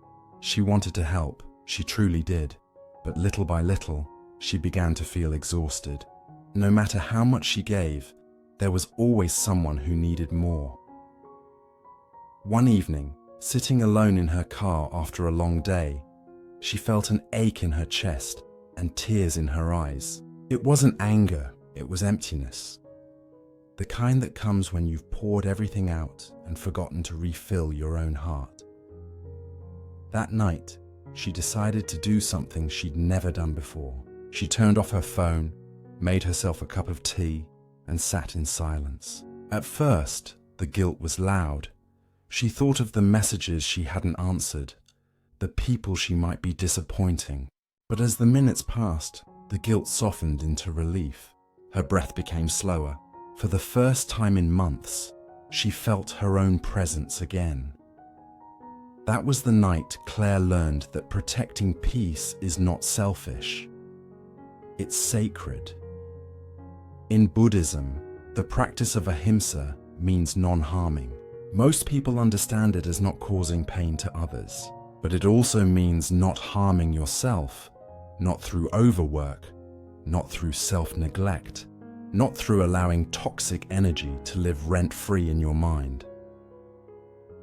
The Buddha often spoke of right association, choosing the company of people who uplift the heart and help it grow in understanding, because energy is contagious. Spend time with those filled with gratitude, and you feel lighter. Spend time with those trapped in complaint, and soon the world feels heavier. This doesn't mean we must avoid people who struggle. Compassion means we care, but wisdom means we know our limits. Think of yourself as a small candle. When the wind is gentle, your flame dances beautifully. But when the storm is too strong, you must shield the light with your hands, or it will flicker out. Protecting your peace is that gesture, cupping your heart from the storm so that you can continue to shine. There are many kinds of energy drainers. Some are obvious, constant complainers, those who criticize, gossip, or manipulate. But others are subtle. The endless scrolling, the need to please everyone, the habit of worrying about what you can't control. We often blame people for draining us, but sometimes it's our own patterns doing the work. Peace is not taken. It is surrendered, moment by moment. When you become mindful, you begin to see how your energy flows. You notice how your body tightens when a certain person walks into the room, or how your chest feels heavy after too much time online. You start to realize that peace is physical. It lives in your breath, in your heartbeat, in your posture. Awareness is the first shield. A monk once told his students, "The world will always have noise. Your task is to learn how to hear it without letting it drown your song." He meant that the mind must learn to hold boundaries like a bowl, open enough to receive what's good, but firm enough not to spill what it holds. Boundaries are not walls. They are lines of respect. They say, "I value your presence, but I also value my own stillness." When we set boundaries from love instead of fear, they protect peace without closing the heart. Here's a small reflection you can try. Close your eyes and think of 3 kinds of people in your life. Those who lift you, those who drain you, and those who feel neutral. For each one, notice how your body feels as you imagine them. Do you breathe easier or tighter? Does your energy rise or sink? Now don't judge anyone, simply observe. Awareness doesn't blame, it clarifies. Then, silently say, may I stay open to love, but wise in where I place my heart. That is the essence of protecting peace, not shutting people out, but standing in your truth gently. In one of the Buddha's parables, a young monk asked, "Master, how can I remain calm among those who are angry or cruel?" The Buddha replied, "Be like the lotus that blooms in muddy water, rooted in the same earth, yet untouched by the mud. The lotus does not leave the pond. It simply grows above it, anchored but unsoiled." That is how you protect your peace in a noisy world. By rising inwardly, not running outwardly. Sometimes we lose peace not because of others, but because of our own need to fix everything. We see someone suffering and rush to help, even when our energy is empty. But compassion without balance leads to burnout. Remember, you cannot pour from an empty cup. You cannot hold the world if you have forgotten how to hold yourself. Before helping others, take a single mindful breath. Ask yourself, am I helping from love or from fear of not being enough? Only the first kind heals. The second kind drains. There's a small practice you can try at night. As you lie down, imagine your day as a wide field. See the people, the places, the conversations. Then, visualize collecting your energy back from where it's scattered, like drawing threads of light from every direction back into your heart. Say softly, I call my energy home. I release what is not mine to carry. Feel the calm returning, like a tide flowing back to the shore. This is how peace renews itself, not by isolation, but by conscious return. Peace doesn't mean you stop caring. It means you care without losing yourself.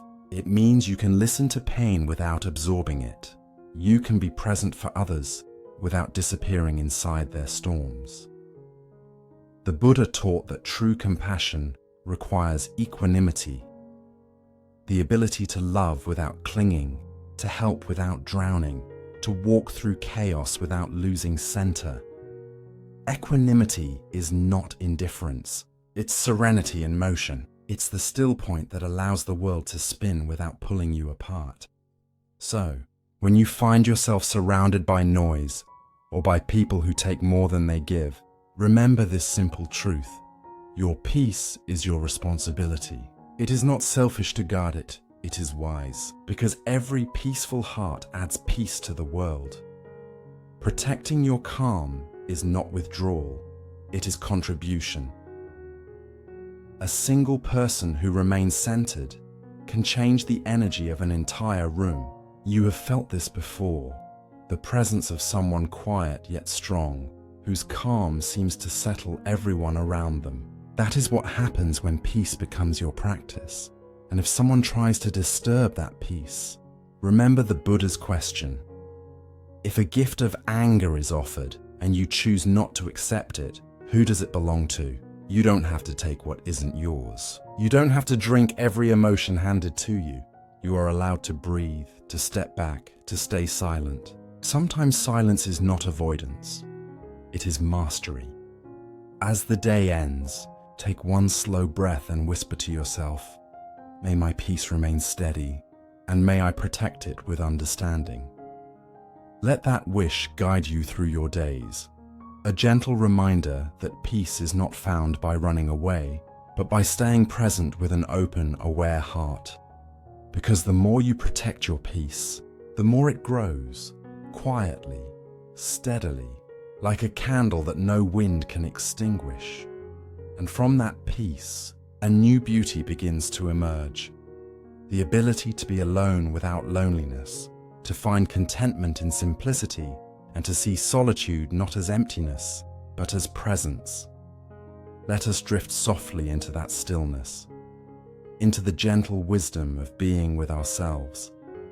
And as calm takes root within you, you begin to see Being alone was never a punishment, but a return to your own truth, the beauty of solitude and fewer friends. And as calm takes root within you, you begin to see. Being alone was never a punishment, but a return to your own truth. We live in a world that glorifies noise, a world where silence often feels like failure. Our calendars overflow with names and plans. Our phones glow late into the night. And somewhere between all the notifications, we forget what it feels like to simply be. We are taught that connection means being constantly reachable, that friendship means instant replies, and that loneliness is something to escape. But solitude has its own quiet magic. It's not the absence of love, it's the presence of self. When we learn to sit in our own company, we begin to see life more clearly, like muddy water settling into stillness. There was once a woman named Hannah. She was friendly, social, always surrounded by laughter. But when the noise faded, when she came home alone, a strange emptiness filled the room. She would turn on the TV, scroll endlessly, anything to avoid that silence pressing in around her. One rainy evening, her phone battery died. No distractions, no voices, just her and the sound of raindrops. At first, panic rose like a wave. But then, as the minutes passed, the fear softened into something else. Curiosity. She began to notice the rhythm of her breath, the pattern of rain against the glass, the faint hum of the refrigerator. The silence, which once felt suffocating, started to feel gentle, almost alive. That night, Hannah discovered something she had missed her entire life: the sweetness of her own presence. Solitude is the teacher that waits patiently at the edge of all our distractions. It never chases us. It simply sits, waiting for us to notice. In Buddhism, solitude is called viveka, not loneliness, but the joy of being with oneself. The Buddha often withdrew into forests or mountains, not to escape the world, but to see it without distortion. He said, "When the mind is silent, the world reveals its truth. Because when we are surrounded by noise, we only see reflections of others. When we are still, we finally meet ourselves." Being alone does not mean being empty. It means being spacious, like the sky, wide enough to hold everything. When you stop running from silence, you begin to hear life whispering in small ways. The rustle of leaves, the pulse beneath your own skin, the quiet intelligence of existence. In the stillness of solitude, you start to remember what truly matters. Not the applause, not the noise, not the constant movement, but peace, clarity, truth. Solitude also reveals something else, that not everyone is meant to stay. In every life, people come and go. Some arrive like gentle rain and nourish you for a while. Others pass like a storm, teaching you, shaking you, and leaving you stronger when the sky clears. But few remain forever, and that is not tragedy. It is rhythm. The Buddha once said, "All things that are born will pass away." That includes relationships. Clinging to people out of fear is like holding water in your hands. The tighter you grip, the faster it slips away. When you understand impermanence, you begin to love more freely. You stop counting friends and start cherishing moments. There is a quiet beauty in having fewer friends. It's not cynicism, it's refinement, like pruning a tree so that new blossoms can grow. The fewer branches you carry, the more sunlight reaches your heart. You realize that true friendship isn't about constant contact. It's about shared silence, mutual respect and understanding without words. Sometimes, one genuine soul who truly sees you is worth more than 100 who never notice you're fading. We live in a time of digital companionship, where connection can mean 1,000 followers, but not a single person who understands your silence. The more we talk, the less we truly hear. The more we scroll, the less we see. Solitude breaks that trance. It slows the spinning mind and reminds us that the world exists beyond screens. The scent of rain, the feel of breath, the hum of evening air. These are the companions of the soul. There's a Zen saying, when you are alone and the mind is quiet, even the sound of a bird's wing can be a sermon. In solitude, everything becomes a teacher. The sunlight through the curtain, the weight of your own heartbeat, the awareness of being alive. Each moment whispers wisdom if you're still enough to hear it. But solitude also takes courage, because when the noise fades, the mind begins to speak. It shows you your wounds, your fears, your memories. That's why so many people run from it. Yet this is where healing truly begins. Silence does not create your pain. It simply uncovers it so it can finally be seen. The Buddha called this insight vipassana, seeing clearly beyond illusion. And solitude is its doorway. It's not an escape from life. It's a deeper meeting with it. Sometimes solitude feels like emptiness. But in Buddhist thought, emptiness, shunyata, is not void. It is possibility. It's the clear sky that allows clouds to pass. It's the open space that lets flowers bloom. In solitude, that space opens within you. It makes room for understanding, for creativity, for peace to grow. If you look at nature, you'll notice that even the most social creatures understand the rhythm of solitude. Wolves rest alone after a hunt. Birds fly in flocks, then retreat to their nests. Even the ocean withdraws into low tide before returning full again. Solitude is not absence, it is renewal. So if life ever leads you into silence, don't rush to fill it. Rest there, because that silence may be life's way of returning you to yourself. There's an old story of a young monk who asked, "Master, how do I overcome loneliness?" The teacher smiled and said, "Go sit by the river." The monk did. He sat for days, listening to the flowing water. At first, he felt isolated. Then he began to notice the river was never alone. It was always moving, always connected to rain, to mountains, to sea. And suddenly, he understood. Loneliness was only the illusion of separation. Everything is part of everything else. The same is true for us. When you sit in solitude, you are not apart from the world. You are woven into it more deeply than ever. The wind that touches your skin may have traveled across oceans. The air you breathe has been shared by countless beings before you.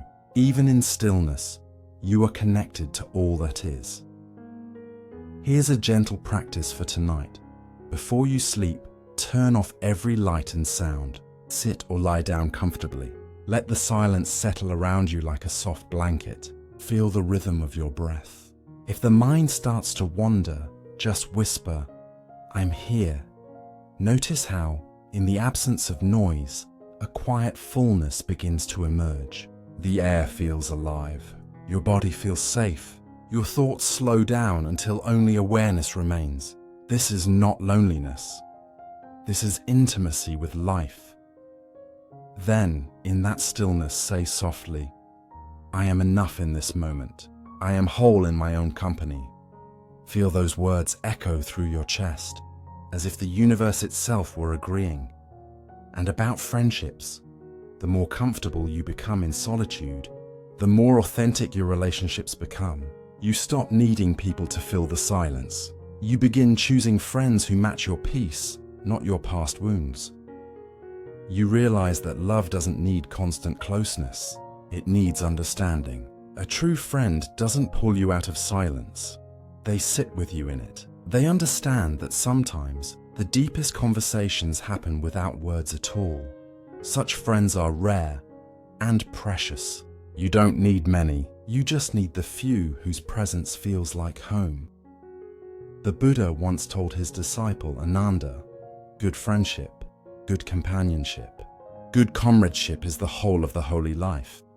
But he did not mean being surrounded constantly. He meant walking beside those who inspire virtue, mindfulness, and peace.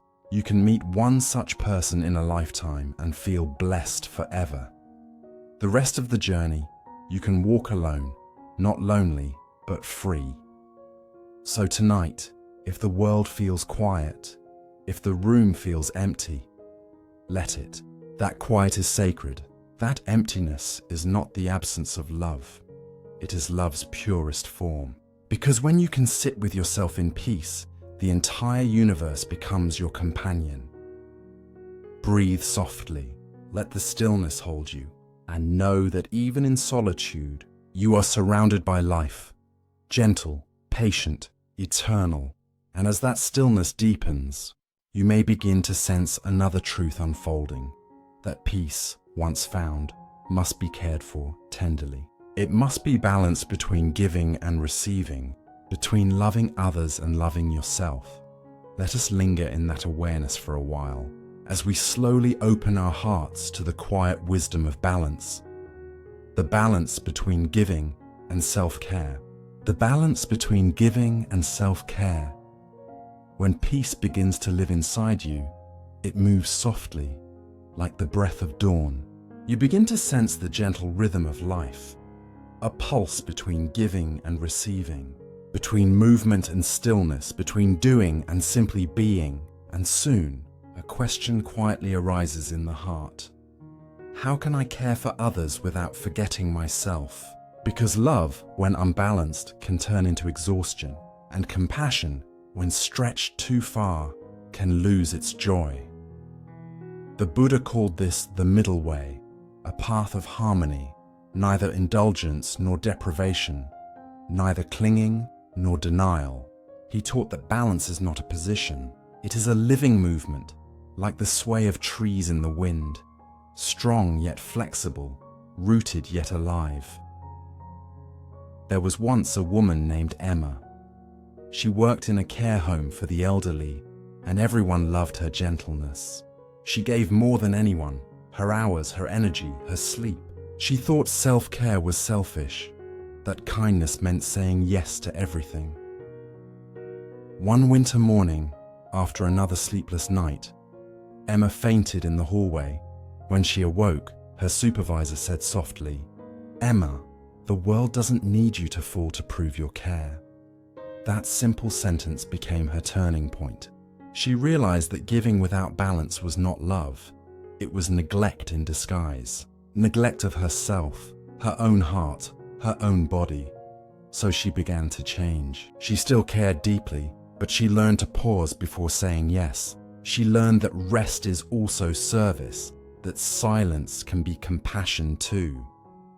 Slowly, she discovered a new rhythm, helping without losing herself, and in that rhythm, her peace returned.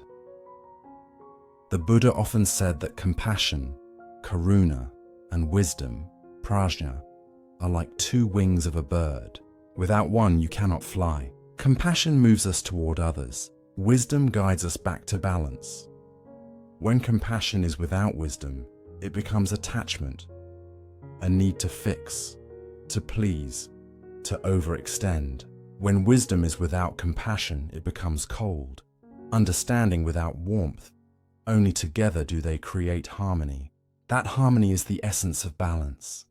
Many of us give until we are empty, because we believe love is sacrifice. But love that destroys the giver cannot truly nourish the world. Real love, mindful love, gives freely, not frantically. It knows that the health of the heart is as sacred as the act of giving itself. In this sense, self-care is not selfish. It is the maintenance of compassion. It's like tending a candle so the flame never burns out. You trim the wick, protect it from wind, and let it rest when the wax runs low. In Buddhism, the four immeasurables, loving kindness, metta, compassion, karuna, joy, mudita, and equanimity, upekkha, are the heart's natural balance. Loving kindness wishes all beings happiness. Compassion feels their suffering and seeks to help. Joy delights in others' good fortune, and equanimity keeps the heart steady amid it all. When one is missing, imbalance appears. Too much compassion without equanimity becomes burnout. Too much detachment without love becomes apathy. Balance arises when these qualities move together, like breath and heartbeat in rhythm. There was once a monk who spent his life serving others. He cooked, cleaned, taught, and comforted. But one day, he fell ill himself. When no one came to visit, he felt hurt. He told his teacher, "They've all forgotten me." The teacher smiled kindly and said, "My friend, they did not forget you. You forgot yourself first." That moment changed him. He understood that giving without rest was like drawing water from an empty well. Since then, he cared for others and himself, and his kindness became effortless again. In our modern lives, imbalance is everywhere. We rush to respond to every message, say yes to every request, and wear exhaustion as a badge of honor. But the Buddha's teaching was never about excess. He taught that mindfulness means knowing what is enough. When you know what is enough, you stop running. You stop trying to please everyone. You begin to live in rhythm with truth. Before you say yes, pause. Feel your body. Notice your breath. If it feels shallow or strained, perhaps your yes is coming from guilt. If it feels open and calm, then it's born from love. This pause, tiny, invisible to the world, is the bridge between chaos and clarity. In that single breath, you reclaim your awareness, and awareness is the root of all wisdom. Self-care does not always mean retreat. Sometimes it means presence, sitting quietly with tea, taking 5 mindful breaths before you speak, letting yourself say, "Not now," without guilt. It can mean listening to music that soothes your soul, walking barefoot on the grass, or simply forgiving yourself for being tired. Self-care is not an escape from life, it's how we stay awake within it. Imagine compassion as a river. If the source dries up, the flow disappears downstream. Self-care keeps the spring alive. When you rest, when you nourish your body, you refill the river that feeds every act of kindness. When you're tired, even your smile carries weight. But when you're rested, your presence alone becomes healing. That is why the Buddha said, "Peace comes from within. Do not seek it without." Because when your peace is steady, your love becomes infinite. The Bodhisattva Avalokiteshvara, the embodiment of compassion, is often depicted with 1,000 arms, each reaching to help the world. But in every palm, there is an eye. The eyes represent awareness. Without those eyes, even 1,000 arms would lose direction. Awareness keeps compassion wise. It tells you when to reach out and when to draw back, when to speak, and when silence will heal more deeply. There's a beautiful story about a woman named Layla. She was the strong one in her family, the listener, the fixer, the healer. But inside, she carried quiet exhaustion. One evening, her mother said softly, "You carry everyone as if the world will fall without you. But even the sky rests each night in darkness." Layla cried, not from sadness, but from relief. That night, she finally allowed herself to rest without guilt. The next day, she woke lighter, and her love felt clear again, like sunlight after rain. Here's a gentle reflection you can try tonight. Sit or lie down. Place your hand on your heart. Think of all the people you've cared for today. Silently bless them. May they be peaceful. May they be safe. Then bring the same words to yourself. May I be peaceful. May I be safe. May I care for myself as I care for others. Feel those words soak into your body, melting the day's weight from your shoulders. Your breath will slow. Your heart will soften. This is balance. Compassion that includes you. In time, you'll find that balance is not fixed. It moves like waves. Some days you will give more. Other days you will need to receive. Balance is not symmetry, it's harmony. You will know you've found it when your love feels light, your giving feels joyful, and your rest feels peaceful, when helping others no longer drains you, but deepens your calm. The Buddha's life itself was a lesson in balance. He meditated, taught, rested, and walked. He neither denied his needs nor drowned in them. He showed that awakening is not about escaping life, but living it in perfect rhythm. We too can walk that way, offering our hearts fully and returning home to stillness whenever needed. So tonight, as you close your eyes, remember that your worth is not measured by how much you give, but by how fully you love, including yourself. Give when you can, rest when you must. Both are acts of kindness. Both are sacred. Breathe in and whisper, may I be balanced. May I be at ease. May my giving and resting flow together like tide and moon. Let those words dissolve into silence. And in that silence, feel how the heart expands, not from effort, but from release. Because true balance is not found in doing more, but in knowing when to stop. And as you rest in that quiet understanding, you may begin to sense the next truth unfolding. That balance is only complete when we also know how to let go. Because not everything is meant to be carried forever. Some things are meant to teach us, and then be released with gratitude. Let us breathe into that wisdom, softly and slowly, as we open the heart to the tender art of release. The art of letting go. Letting go, 2 simple words, yet they hold the weight of a lifetime.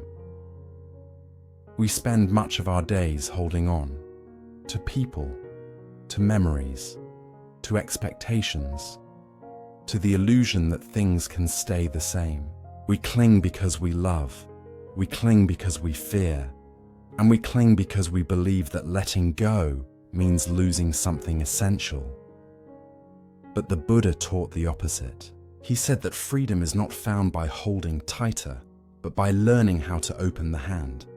There was once a man named Daniel who carried a box everywhere he went. Inside it were small things, letters, photos, tokens of love. But as years passed, the box grew heavier. He added regrets, grudges, unspoken words. One day, tired and breathless, he sat by a river. The water moved effortlessly, flowing, releasing, never grasping. He realized that the river never holds what it carries. It lets everything pass. So, trembling, he opened the box and began to drop each item into the stream. The river accepted them without judgment. One by one, the weight lifted. By the time he finished, his hands were empty, but his heart was full. That was the day Daniel understood that letting go is not loss. It is the return of lightness. The Buddha's first teaching, everything changes. Nothing stays, not even the moments we love most. The seasons shift, the body ages, the people we cherish come and go. To fight impermanence is to fight life itself. He said, attachment is the root of suffering, not because love is wrong, but because clinging tries to freeze what cannot be frozen. Love becomes pain when we refuse to let it move, to transform, to flow like the river. Letting go does not mean indifference. It means we no longer chain our peace to what we cannot control. It is not about rejecting life, but receiving it fully, moment by moment, without grasping. You can love deeply and still let go. You can grieve and still move forward. You can remember and still be free. That is the art of letting go, not erasing, but releasing with grace. There was a woman named Layla who once lost the person she loved most. For months, she clung to every photo, every message, as if keeping them close would keep him alive. But the more she held on, the emptier she felt. One night she walked outside. The sky was full of stars, silent, endless, untouched. She whispered into the dark, "If I let go, will I forget you?" The wind answered softly through the trees, "No, you will remember differently." That night, she stopped fighting her grief.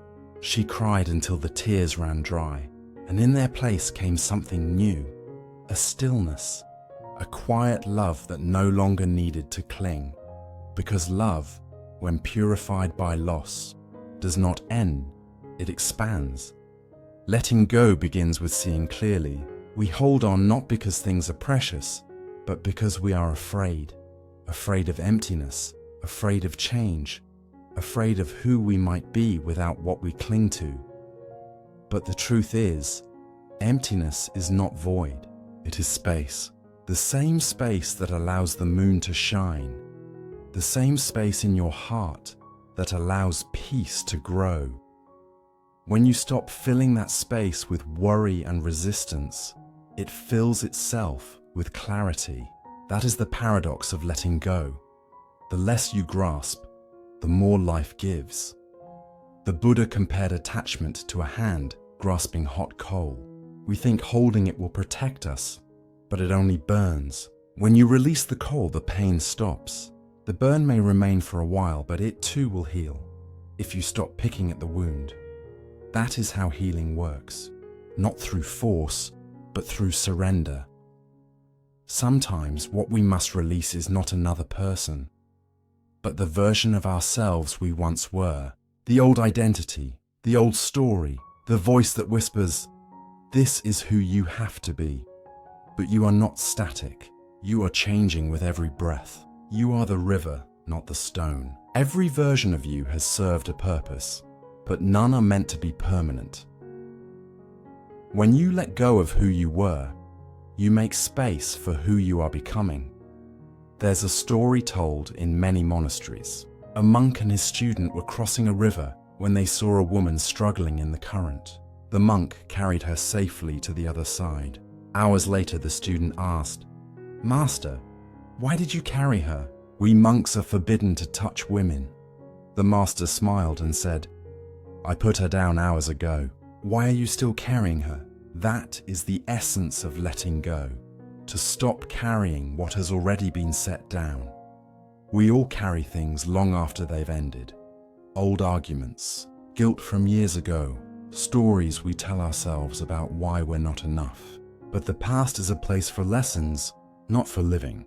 When you visit it, bow to it, then return to the present. The present is the only place where peace can breathe. Letting go also means trusting in dukkha, the truth of change and causality. What belongs to you will stay through natural harmony. What leaves is simply making space for what's next. You don't need to chase. You don't need to force. When the timing is right, what is meant for you will meet you halfway. Until then, your task is simple: to stay open, to stay kind, to stay present. Here's a gentle practice to try tonight. Close your eyes. Bring to mind something you've been holding on to, a memory, a fear, a name, a face. Feel its weight in your body, perhaps in your chest or shoulders. Now take a slow breath in, and as you exhale, imagine your breath carrying that weight away, like leaves drifting on a stream. Whisper softly, "I release you. I release what no longer serves my peace." Don't force anything. If it stays, let it. Letting go isn't pushing away, it's loosening the grip. The rest happens by itself. When you begin to let go, life feels lighter. You stop replaying old stories. You stop needing closure from others. You stop measuring peace by what stays. You start finding it in what flows. You realize that the heart doesn't need to cling to love. It only needs to embody it. You can love people who are gone. You can be grateful for moments that ended. You can hold the memory without holding the pain. That is true freedom. Love without chains. Connection without control. Letting go is not forgetting. It's remembering differently. It's remembering with gratitude instead of grief, with peace instead of longing. You begin to see that nothing is truly lost. Everything simply changes form. The flower wilts, but the fragrance lingers. The sun sets, but its warmth remains in the earth. The person leaves, but their kindness ripples through the lives they touched. Nothing is gone. It has only transformed. In the Buddha's words, just as a snake sheds its skin, we must shed our past again and again, because holding on is heavy. But release releases light. When you let go, you are not losing yourself. You are finding your true nature, the part of you untouched by change, untouched by loss, as still and vast as the open sky. So tonight, as you rest, let your breath be your teacher. It flows in and it flows out. It never clings to itself. If it did, you could not live. Each breath is an act of letting go. And yet you keep breathing, you keep living, you keep becoming. Let go like that, naturally, rhythmically, without force, without fear. In the quiet of this moment, say softly to yourself, I release the need to control. I trust the wisdom of change. I am safe in the flow of life.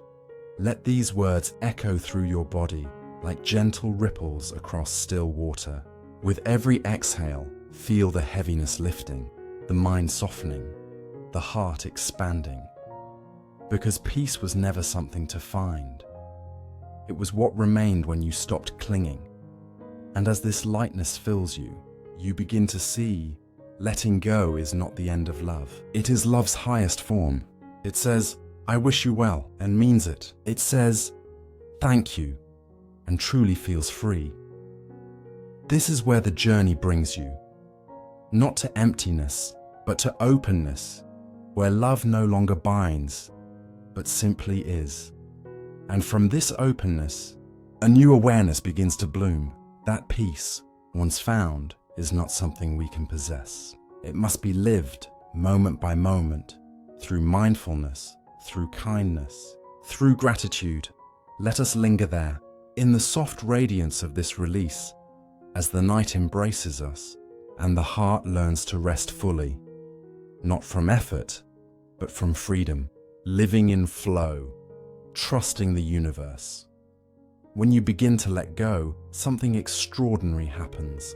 Life starts to move again, not in the way you planned, but in the way it was always meant to. The weight that once held you down turns into wings.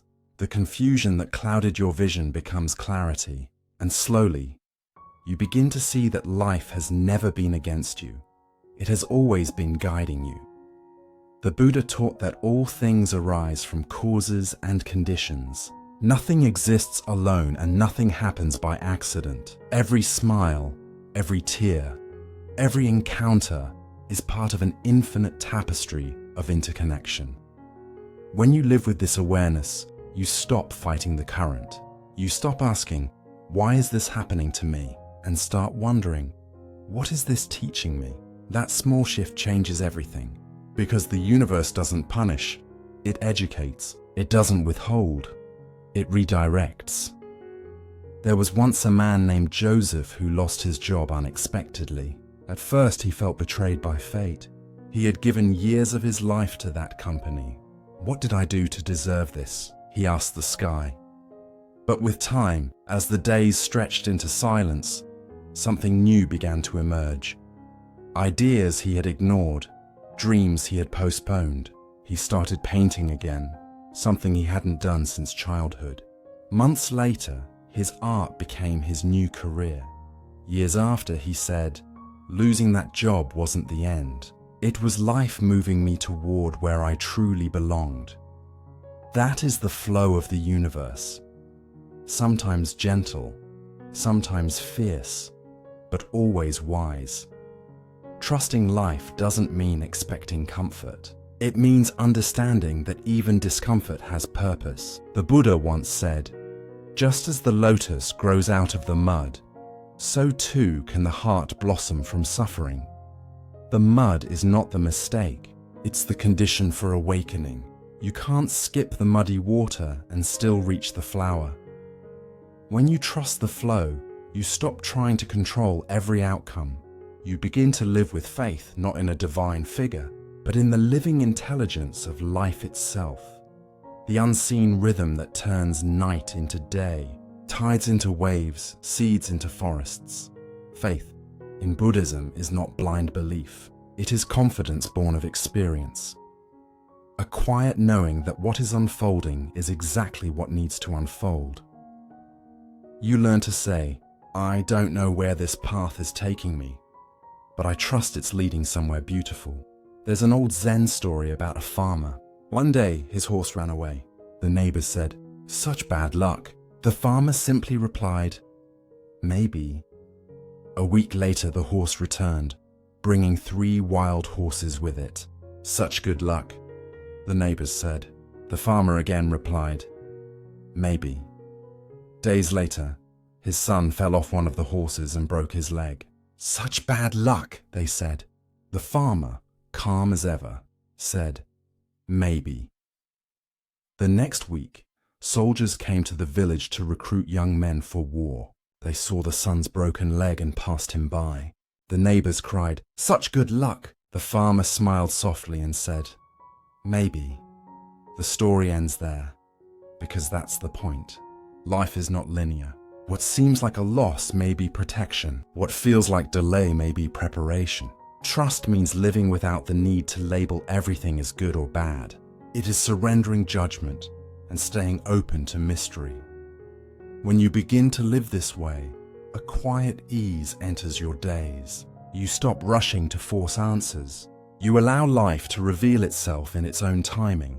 This doesn't mean passivity. You still act, but from clarity, not panic. You move with the current, not against it. And because of that, you tire less, worry less, and experience more joy in the simple unfolding of things. Think of a leaf floating on a river.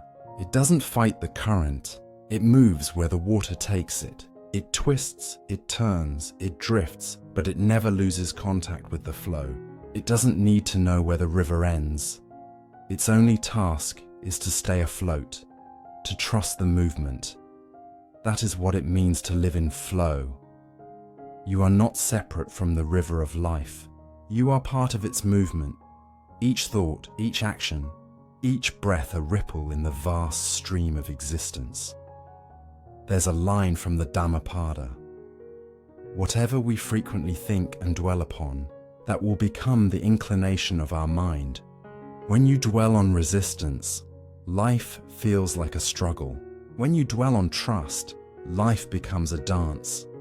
To live in flow is to let your thoughts move like clouds, appearing, passing, never grasped, never feared. You don't need to fix the sky. You just need to watch the clouds drift. Here's a reflection for tonight. Close your eyes. Take a slow breath in. Feel the air enter. Cool, clear, gentle. Now exhale and notice how your body softens without effort. The breath doesn't need to be pushed. It knows what to do. That's how life works too. Every inhale brings what's needed. Every exhale releases what's done.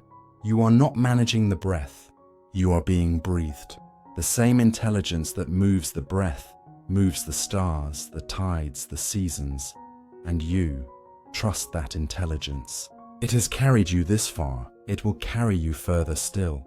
Sometimes trust feels difficult, especially when pain visits or plans fall apart. But the Buddha reminded his disciples, everything that has a beginning has an ending. Make your peace with that, and all will be well. This is not resignation, it's understanding. When you accept impermanence, you stop fearing change. You begin to see that life's endings are not punishments. They are transitions. You lose clear space for what is waiting to arrive. There's a story of a monk who lost his favorite bowl, a simple wooden bowl he had used for years. When it cracked, he smiled and said, "Ah, so it has finally fulfilled its purpose." To him, the bowl's breaking was not tragedy, but completion. Can we live that way, seeing not only beginnings and endings, but wholeness in both? When you trust the flow, you realize that nothing is wasted. Not the heartbreak, not the detour, not even the silence. Everything belongs. Everything has its time. To live in flow is to live with gratitude, not only for what you receive, but for what you release. Gratitude turns control into surrender, and surrender turns fear into peace. Even in uncertainty, you can whisper, "Thank you for this moment." Because each moment, even the difficult ones, is part of your awakening. Tonight, as you rest, imagine yourself lying in a great ocean. The water is calm. The stars shimmer above. And each wave that touches you feels like the universe breathing around you. You don't need to swim. You don't need to plan. Just float. Let the water carry you. Let the night cradle you. Whisper softly, "I trust the flow of life. I am safe in the rhythm of the universe. I let go and I am held." Feel your body relax with every word. Feel the boundaries between you and the world dissolve. In this stillness, there is no you and life, only life flowing through you. And when you open your eyes in the morning, carry this knowing with you that nothing you meet that day is random. Every smile, every delay, every encounter is another ripple in the same vast river. All you need to do is stay awake, stay kind, and trust the current. Because trusting the universe is not about hoping everything will go your way. It's about knowing that whatever happens is the way. So breathe and let go. Walk gently, knowing that the path beneath your feet is exactly where you are meant to be. The universe does not rush, and neither must you. It is always on time. Let your life unfold like petals in sunlight, softly, naturally, without effort. This is living in flow. This is trusting the universe.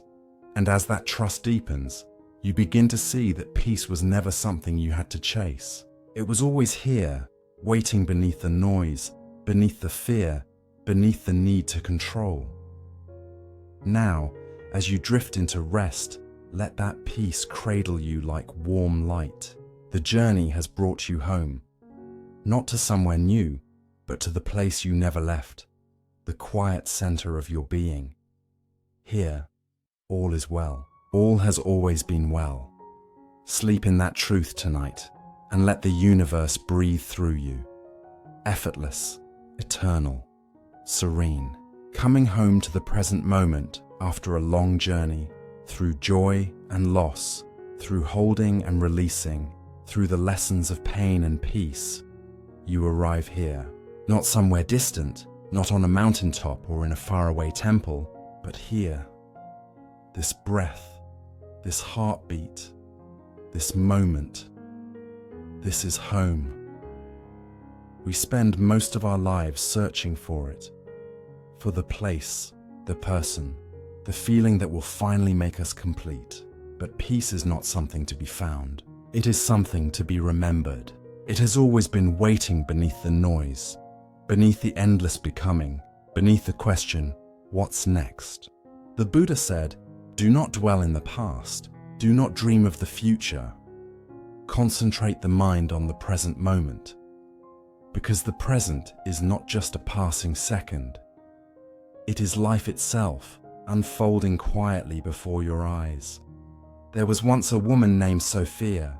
She spent years chasing happiness, new jobs, new cities, new relationships. Each time she thought, this will be it, this will make me whole. And each time the excitement faded and the longing returned. One morning she woke before dawn. The city was still, the sky painted in soft grey. She made herself a cup of tea and sat by the window without reaching for her phone. For the first time she simply sat. Steam rose from the cup and a bird sang faintly somewhere in the dark. Something inside her softened. In that moment, she wasn't chasing, wasn't comparing, wasn't remembering. She was here, and suddenly, she understood. This quiet was what she had been running toward all along. That morning, Sophia came home. Not to a place, but to herself. The Buddha called this awareness sati, mindfulness. It means to remember to be present, to bring your mind home to this very breath, because the mind, left alone, wanders endlessly. back to the past, forward to the future, rarely resting in now. But each time you notice your breath, each time you feel your feet on the ground, you are returning home. No temple is holier than this moment. No prayer is truer than this breath. The present moment is simple, but it's not always easy. We are conditioned to escape it. We replay conversations that have already ended. We plan for futures that haven't yet arrived.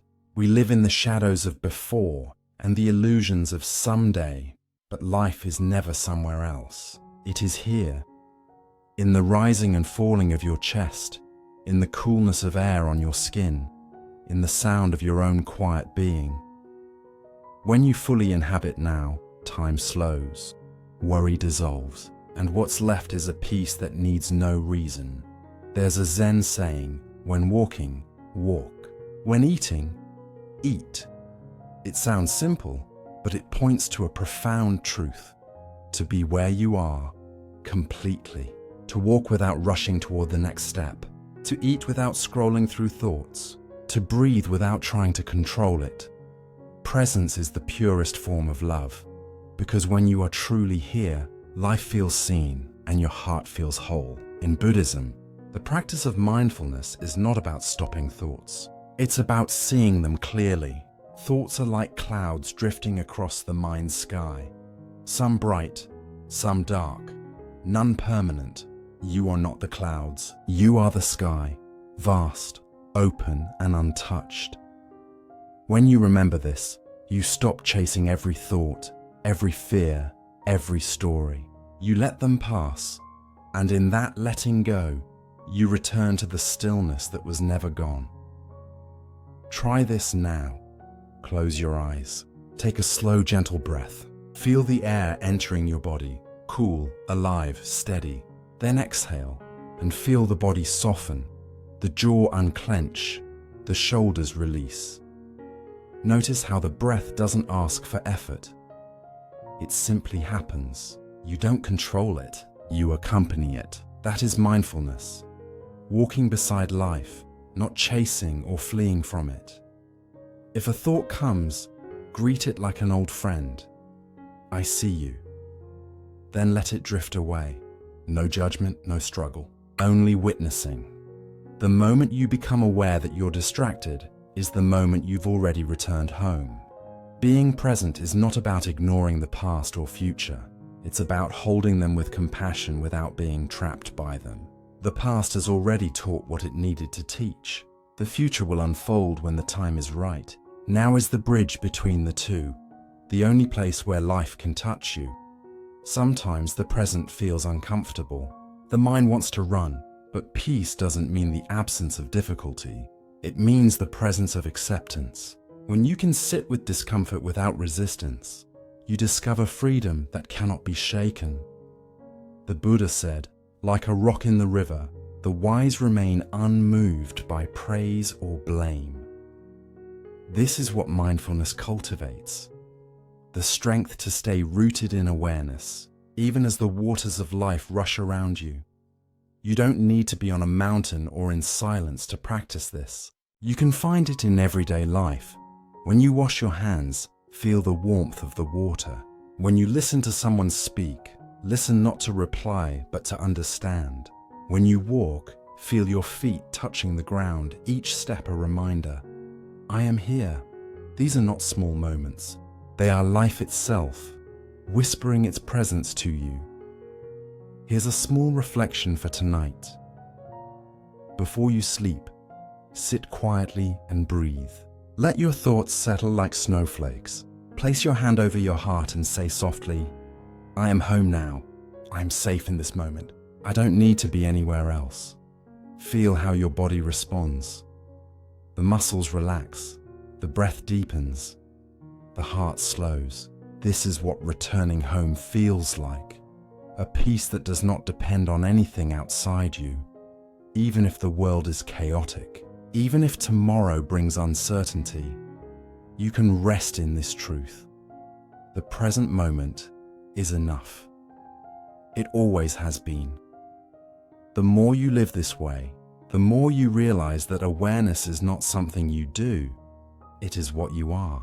You are the witness to thoughts, the space in which emotions come and go, the silent stillness that has been with you since before you can remember. To come home to the present is to come home to yourself, the self that is not defined by roles or memories, but by pure being.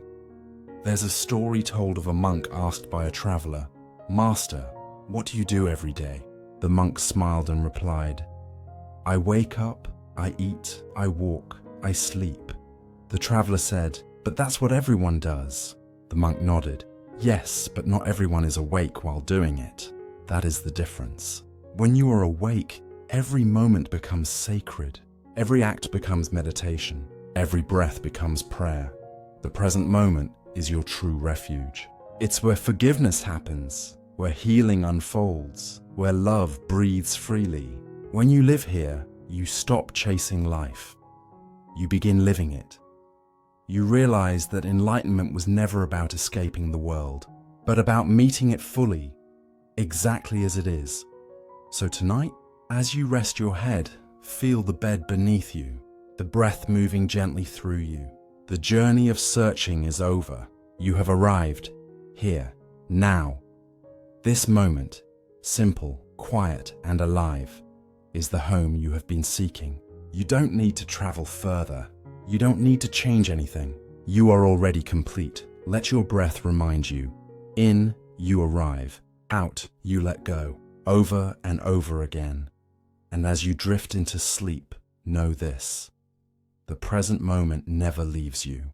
It is the ground beneath every step, the stillness beneath every sound, the silence behind every word.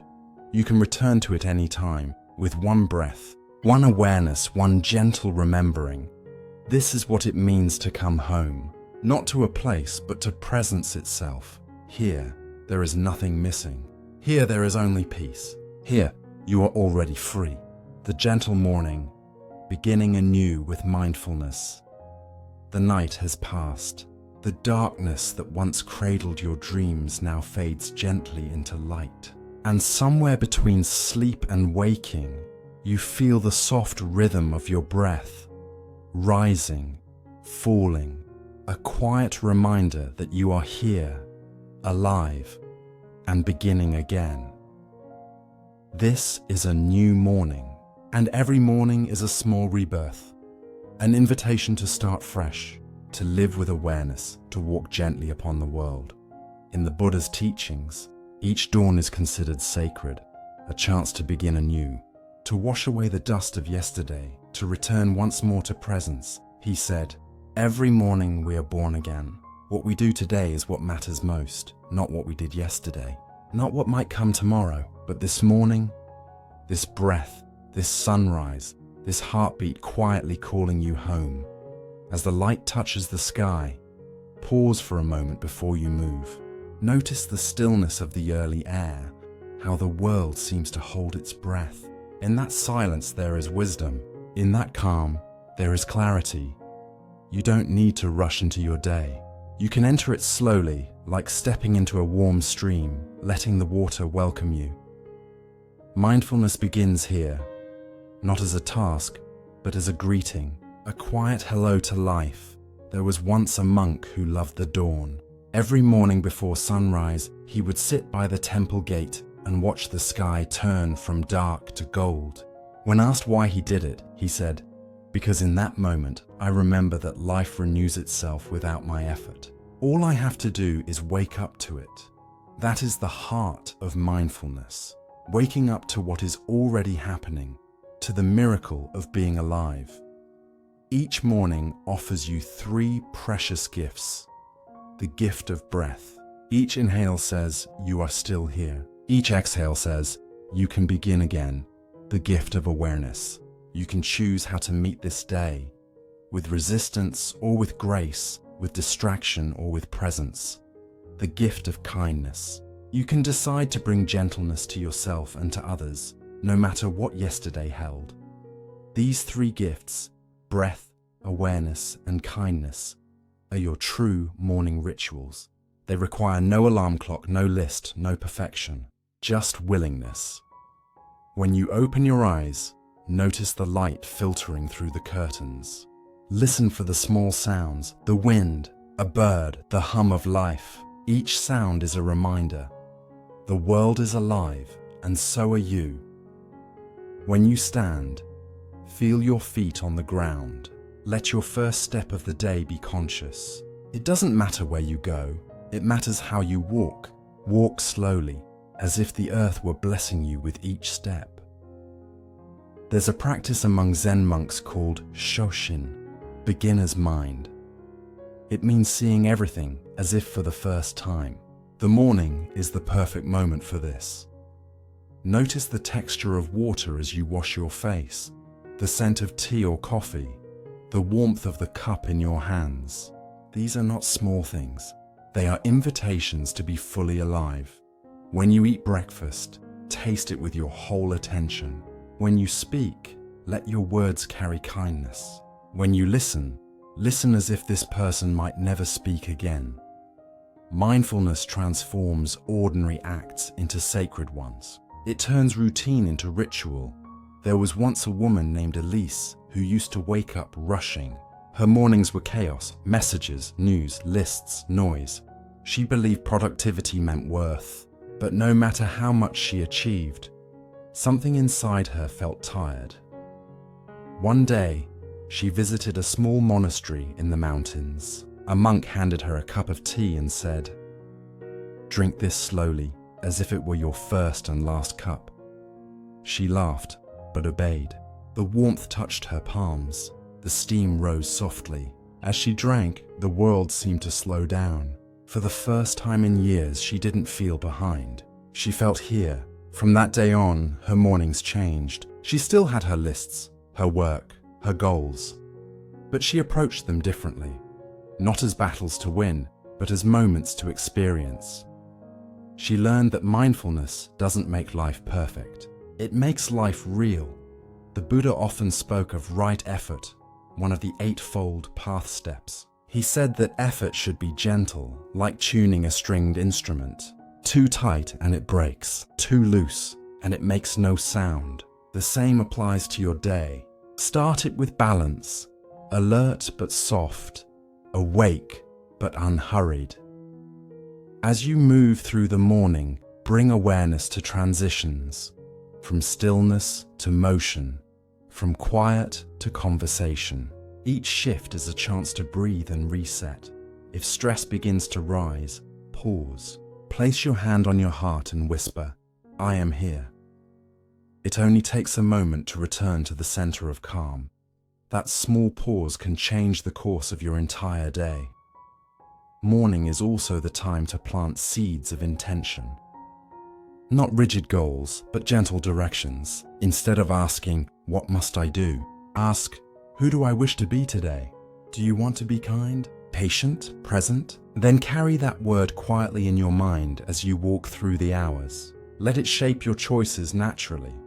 The Buddha said, "What we think, we become." So think with tenderness. Begin with peace. Here's a small morning meditation you can practice anytime. Before rising, take 3 slow breaths. With the first, whisper, "I am awake." With the second, "I am grateful." With the third, "I will walk gently today." Then smile, not because everything is perfect, but because you are aware enough to notice it. Awareness is the sunrise of the soul. Even when life gets noisy, you can carry the morning inside you. Mindfulness doesn't end when you leave the house. It walks with you, in traffic, in conversation, in chaos. Every breath is a doorway back to stillness. Every pause is an opportunity to come home again. If the day becomes heavy, remember that the morning never left you. It's always within, the soft light behind the clouds. The practice of beginning anew is not about perfection. It's about forgiveness. Each time you notice you've drifted from presence, you can start again. Each breath is another beginning. Each sunrise, another chance to live with gentleness and grace. When you live this way, you stop measuring days by productivity and start measuring them by peace. The world outside may rush, but your inner world stays calm, a quiet garden in the middle of motion. So as the morning unfolds, feel the light on your skin. Let gratitude rise like the sun within you. Whisper softly, "Thank you for this day. Thank you for this breath." The day ahead is unknown, but that's what makes it sacred. You don't need to control it. You only need to live it. One mindful step, one gentle moment at a time. And when night comes again, you will return to rest, and the cycle will begin anew. Because life is not a line. It is a circle, an endless rhythm of awakening and surrender, of inhaling and exhaling, of beginning and returning. When you understand this, you stop fearing endings. You begin to see that each moment is both a goodbye and a hello. So rise now, slowly, peacefully. Let your first step be awareness, your first thought be kindness, your first breath be gratitude. Today, life greets you again, a new beginning, a new chance to love, to listen, to be present. You are the dawn. You are the witness. You are home. And now, as the final echoes of this journey fade into the quiet of your heart, you may notice nothing grand has happened. And yet, everything has changed. You are no longer the one who began this path. Something inside you has softened. Something heavy has been set down. And in its place, a stillness has bloomed, gentle, steady, alive. The Buddha once said, "Peace comes not from seeking new landscapes, but from seeing with new eyes." And now you see. The world has not become easier, but you have become clearer. The wind still moves, the waves still rise and fall, but within you there is a center, quiet, unmoving, aware.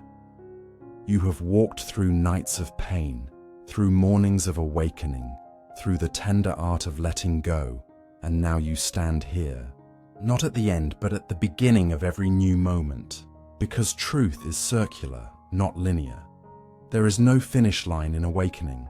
The same lessons return, but each time softer, deeper, kinder, like waves meeting the shore again and again, until one day you realize you were never separate from the ocean. That realization, that gentle merging, is enlightenment in its simplest form. Not a thunderbolt of light, but the quiet recognition, I am life itself. Look around you, even now. The night, the breath, the stillness between heartbeats. This is the same presence that has always held you. It was here before your first fear, and it will be here after your last thought. You have never been outside it. You have always been home. When you let go of control, life holds you. When you stop searching, clarity finds you. When you stop running, you discover you were never lost. Everything you have met, the people, the storms, the silences, were all teachers guiding you back to yourself. Some came with kindness, others with chaos, but each carried a thread that wove the fabric of your awakening. Nothing was wasted, no step was wrong. Even your detours led you here, to this breath, to this peace. So as you rest now, let gratitude fill your chest like soft morning light. Not for what you've achieved, but for what you've allowed, for the courage to feel, for the strength to stay, for the grace to let go. You are part of something vast and tender, something that has no name and no edge. Call it the universe, call it truth, call it love. It makes no difference. It is the same current flowing through all things, and you are within it, always. The journey was never about reaching heaven or enlightenment. It was about remembering the simplicity of being, to breathe consciously, to walk gently, to speak kindly, to love without fear. When you do these things, the sacred reveals itself in the ordinary. Every step becomes meditation. Every sunrise becomes prayer. Every act of care becomes awakening. So, take a deep breath. Feel the air move through you, ancient, timeless, shared by every living thing. Let the breath remind you that life is not something you own. It is something passing through, something you borrow, something you bless. And as you exhale, release all that clings. The need to be more, the need to understand, the need to arrive. You are already here. You always were. In the end, there is nothing to fix, nothing to chase, nothing to hold. Only this, a moment of awareness, as simple as moonlight on still water. Stay here for a while. Let the quiet wrap around you like a gentle robe. Let the breath rock you like a tide. Let peace at last speak for itself. When you wake, the world will still move. The sun will rise, the birds will sing, and your heart will beat. But something within you will move differently, more slowly, more softly, more alive. Because once you have tasted stillness, you never truly forget its flavor. It lingers like sweetness after tea. It reminds you that you are part of everything, and everything is part of you. So, as this journey closes, remember, there are no real endings, only quiet continuations, gentle awakenings, soft returns. The circle is complete, and yet it keeps turning, just as the breath, just as the seasons, just as love itself. Smile softly, breathe deeply, rest fully. You have come home, and home is here, now and forever.